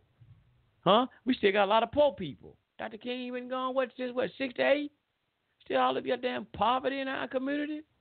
That baton's still on the ground. Then the finish line's still there.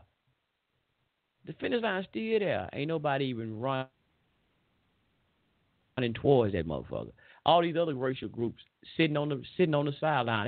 They at the goddamn finish line just looking like, damn, they trying to see if we're gonna pick ours up and come on finish the race. Y'all seeing some of them Boston marathons and some of them races, it be some people, everybody else don't finish. They might have one person, he's struggling, he's trying to make it. I'm gonna finish this race. I don't give a fuck. I know they already don't want. I'm about 200 people behind.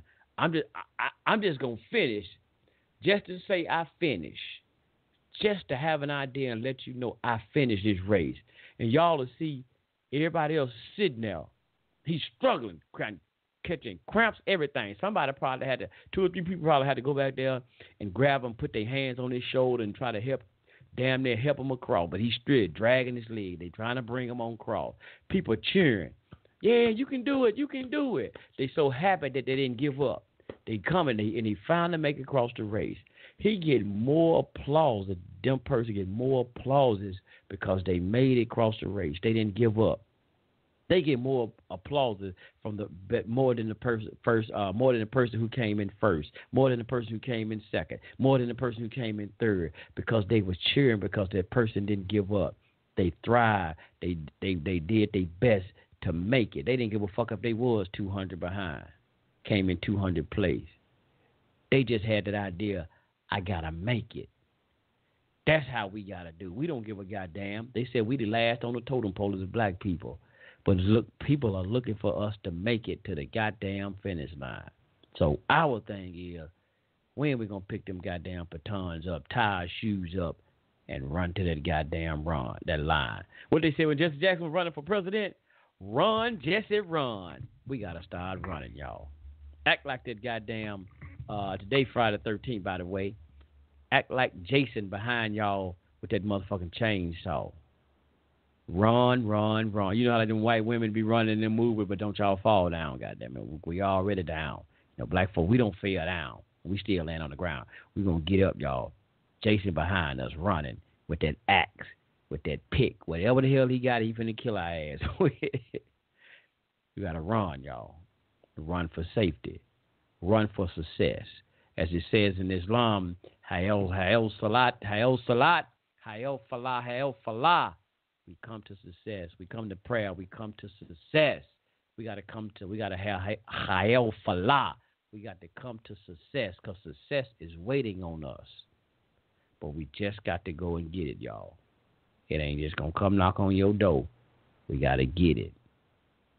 Thriving. That's why I said one thing. If I never can remember anything else about Islam, but never reverence anything about Islam, it says thriving. Thrive. That's our mission, y'all. Thrive. Don't let no motherfucker handicap you. And excuse my French, y'all. I apologize for some of the cussing sometimes, but don't let nobody handicap you. Don't let nobody handicap you. And I'm going to give y'all something right fast. I'm going to get ready to get up out of here and end this out. I was having a conversation today, and I was talking about some things that happen in our community. How this majority black city here. I can't tell y'all the rate. I don't get into all that shit, the rate, but I know it is a predominantly black city. So when they have certain events, they create certain things here in this city. They predominantly bring events and things to this city to basically to appease and entertainment for basically the white folks. It's nothing that they bring to this city primarily that's going to be entertainment or whatever across the board. Well, you know, the Asian, the Hispanic, the black, the white, we all can go and enjoy it, the entertainment. Just like they got this thing, Memphis in May, about to come up. And the entertainment that they have, music fest, entertainment, barbecue, and all that. The entertainment they have in a predominantly black city, they will have probably 15 white artists on the damn schedule to perform, and primarily 4 artists, black artists. And here's the kicker though, and some of them damn black artists that they have, that's some of the artists they like anyway. Like they got Juicy J, 3-6 Mafia, y'all know he from Memphis anyway. Ludacris, some of the white folk love some Ludacris. Let me see who they got. They got Erykah Badu is coming to the city. She coming to the city from Memphis in May. And there was somebody else I've seen in there. I can't think who the name is right now. But so even with that, they bring in some of the people they like, the artists still, even if they do be black, it's some of the people they like. But I was talking to a brother, they told me they bringing in some golf to the city, a new thing coming in. I said, man, black folk don't give a fuck about no golf, man. That ain't nothing that's good for us. That across the board, now this is what I'm talking about, across the board that we all can enjoy. But at the same time, when I brought up the Memphis in May, that was a statement that was made. So what? There is only 4 black artists. So what? Just from another black on black talk now. So what? And I'm like, and I kind of got hostile and pissed off about it because the notion is, and I was like, so we satisfied with always being on the bottom all the time. So with statements when they say they always bring in entertainment that appease in a predominant black city that appease white folks, and not to cater to all of. I'm trying to be fair and don't have entertainment or bringing events that's across the board where we all can partake in. Says so, brother says so. Just go see the 4 that's coming. I was so fucking hot. That is the thought pattern of some black folks. We not we are. I'm gonna throw we in that though. But some of our people are so conditioned. They satisfied with being on the bottom or having just a little. As the Bible so eloquently says that they sit there and wait like the dog that wait on the crumbs that falls off the master's table. Some of y'all so satisfied with the crumbs that's falling off the master. You satisfied with the little that's being given to you.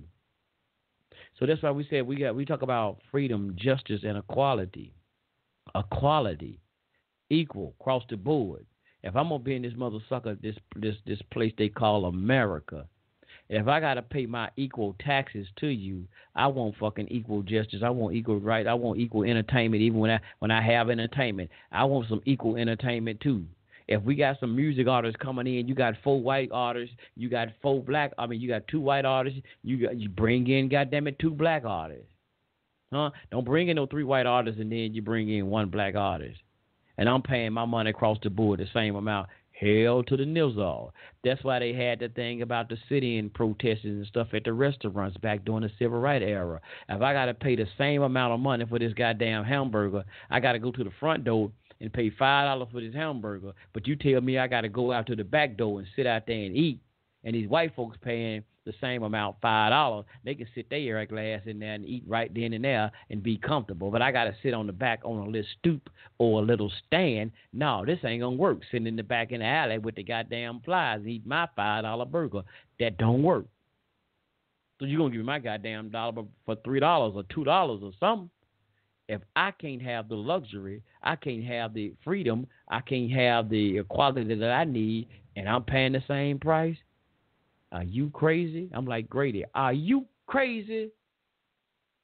No, sir. Don't happen. So we saying if we're going to say that we are created equal as according to the Constitution, and that's what Dr. King was always trying to make the uphold to them, make them stand by what they've written on paper. That's why he said is what you put on paper. If you say all men are created equal and you say that we are men, if you and at one time you didn't look at us as men, but then you turn around and say that we are men, according to your Constitution, said that all men are created equal. Well, goddamn it, I want my equalness. I don't know if this should be said like that, y'all, but y'all know what I'm talking about. I want my equalness. I want my equality. Huh? So that's what it is, man. So don't let the Democrats, I don't fuck the Democrats, Republicans, the underdog, the upper dog, whoever. If we're supposed to be men and women, it's supposed to be even Steven. Black folk quit accepting, compromising for less. You do majority of the work in this damn country. You probably pay the same amount of taxes, or probably not, or even higher. Because some things y'all know they overcharge the hell out of us. But you're satisfied with having less. That's a damn problem. Get out of that attitude. Get out of that not saying nothing attitude. God damn it, at least get your equalness, get your equality. That's it. If you don't want no goddamn freedom, get your damn it what's that's owed to you. Like I said, if I'm paying for something the same thing you paying for, goddamn it, I want it. Just like they said it wasn't equal, that the white man, the drug laws. White folks doing the same type of drug but getting the lesser jail sentences and shit. Same drugs. Or probably even more harsher drugs, but they get lesser jail sentences than you. It ain't fair across the board, fam. And the Republicans and the Democrats and the Clintons, especially them goddamn punk-ass Clintons, I don't give a damn how nobody can justify the goddamn Clintons. But yes, you can. Yes, you can. Yes, you can. I take that back. If you have on blinders, if you just like the brother I was talking about earlier, if you settle for less, you happy with less, you got them blindfolds on, yeah, you can overlook the bullshit they into because they sold you a bad bill of goods. If I don't agree with Farrakhan, there's no other time. I tried to find that clip. I didn't have it loaded up on my switchboard, but he had a thing. He says that woman Hillary is a dangerous woman. She's an evil woman. I can't deny what Farrakhan said. That I agree with him 1,000% on that one. 1,000%. The Clintons locked up. They said there's a thing. I was looking at the data thing the other day, saying the Clinton incarcerated more black men than any other president in history. Or probably all the presidents in history. That one president. And the Clintons ain't that first black president because he played a fucking saxophone on Arsenio Hall. The nigga didn't even have to put on he didn't have to put on black face for y'all to call him the first black president. You literally had to put on the black makeup and talk about black face. He didn't even have to put on black face, so y'all calling him the black goddamn first black president. He came as he is, as they said in the church. Come as you are. The Lord accept you anyhow. Come as you are. He came as he was with a fucking saxophone. He should have had Farrakhan with him with that and playing the violin, and they'd have had a goddamn good show. The calypso singer with the saxophonist. That's a damn. They could have had an album. I need to call Farrakhan and tell him and Trump, him and Bill need to get together and do an album. Maybe I ain't got the album, but I just thought about it. Farrakhan got a new album out. Maybe Clinton is on that motherfucker playing the saxophone. I'm going to get in trouble. We're going to get in trouble, Dave. We better get out of here, man. We're going to get in trouble, man, for Farrakhan. But, y'all, we up out of here, man. We're going to get ready to get up out of here tonight, y'all. But think about it, man. Don't let these people fool y'all, man, with this bullshit. The Democrats are not your friend. Go study the history. Go study the history. I ain't saying the Republicans are. But the Democrats sure ain't. Because if they did all of this in history to try to deny you the so-called rights that you have today, and look at what they're doing for you today. Look at some of these Democratic cities. Rahm Emanuel in the city of Chicago. Look how the city of Chicago is in shambles and in damn turmoil. And it's ran by a Democrat, Rahm Emanuel, who was actually with Obama, one of Obama's friends. Look at it. Look at the conditions. And you tell me that they're your friend. Or you tell me it's just like the Holy Quran says.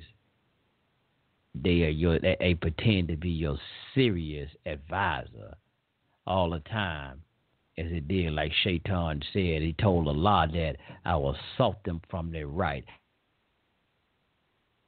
I will assault them from their left. I will assault them from their front. I will assault them from their back. And that's all that these Democratic parties have done. They assaulted our people from all different fronts. They assaulted them and made them think that they'll help them with food stamps. On the front end, they told we'll give you some food stamps, some welfare. But then on the back end, they come in and they got you dependent on them and they cut your food stamp. Told you now you got to take drug tests and all this type of shit. Kick the man out. And then on the left side, they kick you out of the They kick the man out of the house. If you're going to get these benefits, can't no man be sleeping up in here. You're going to have to kick the baby daddy up out of here. You're going to have to kick your husband out of here if you want these benefits. So now you sitting around and ain't got no man in the house. Now you got Beyonce them sing and even giving y'all a national anthem talking about, and Karen White, I'm your superwoman. I'm your independent woman. You ain't independent, goddammit, dependent on the goddamn government. That's your baby daddy. The government. He ain't Uncle Sam. He your daddy. That's your baby daddy. That's spanking you on that black ass. Because that's your pappy. Yeah, we up out of here, y'all. Culture Freedom Radio has been in the house, man. We gone. Appreciate y'all and thank y'all live here for tuning in. We got a next show going to be coming up, family. The next show, next topic will be coming up. Check this out, y'all. Oh, man. I know y'all said, man, goddamn, son, man. Y'all, man, y'all don't know what's up with y'all, man. What's wrong with y'all, man? What's wrong with y'all? They call it constructive criticism. Well, let me see. Let me pull my notes out, y'all. Let me pull my notes. Give me a second, y'all. Got too many things on the brain. But the next show, we going in. Got to go into Christianity, y'all. Ooh, we got to go into Christianity. Because we got to find these plagues.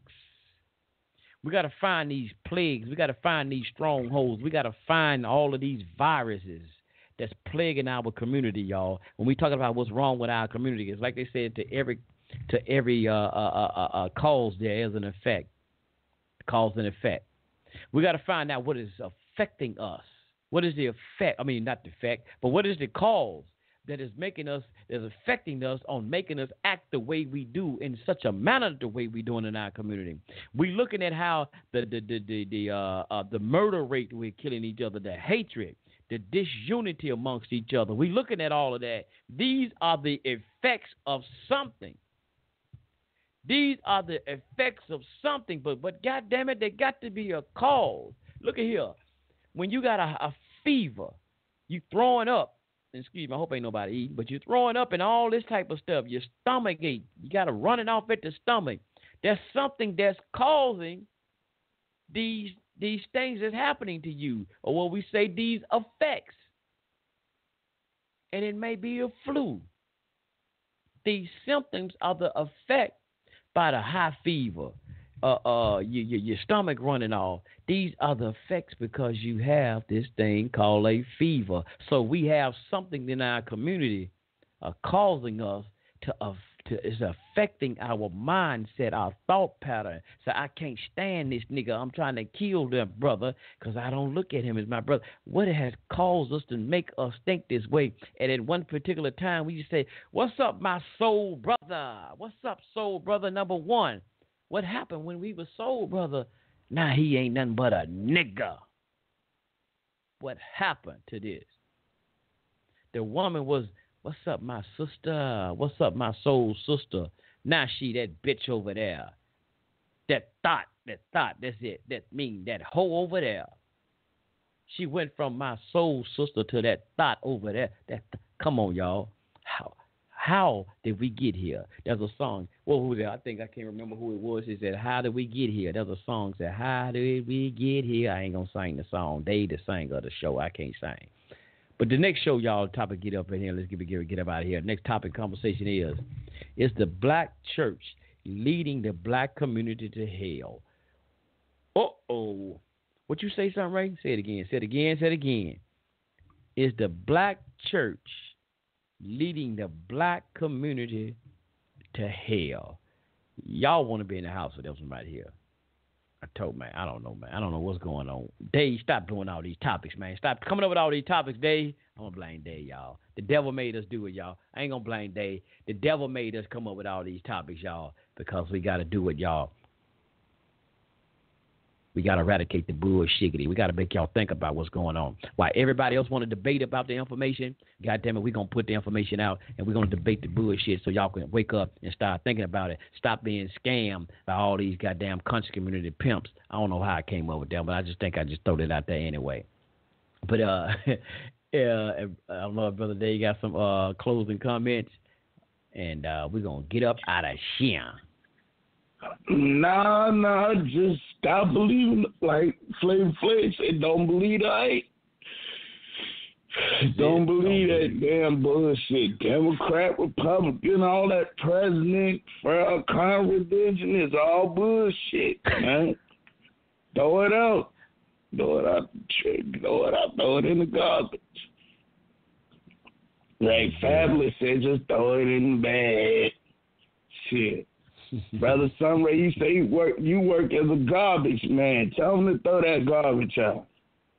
Yes, sir. And I will pick it up Monday morning. That's right. Shoot. Anyway, like Rock on that show, Rock. Like I joke with Brother Sunray all the time. Rock was a garbage man on the show, Rock. Shoot, go past Charles in your damn garbage, man. Throw that politics in the garbage, man. They all in the same boat. Anyway, peace, shalom, salam alaikum, sajada lahu, and Mama Stay Hotel. Peace. Rahu back. Yeah, peace.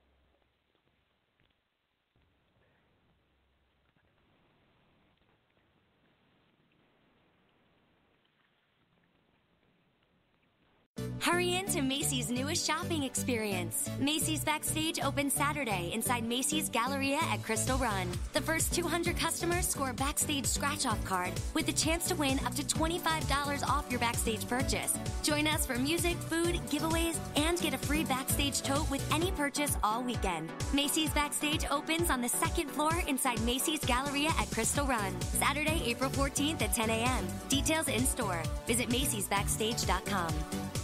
Hurry in to Macy's newest shopping experience. Macy's Backstage opens Saturday inside Macy's Galleria at Crystal Run. The first 200 customers score a Backstage scratch-off card with the chance to win up to $25 off your Backstage purchase. Join us for music, food, giveaways, and get a free Backstage tote with any purchase all weekend. Macy's Backstage opens on the second floor inside Macy's Galleria at Crystal Run. Saturday, April 14th at 10 a.m. Details in store. Visit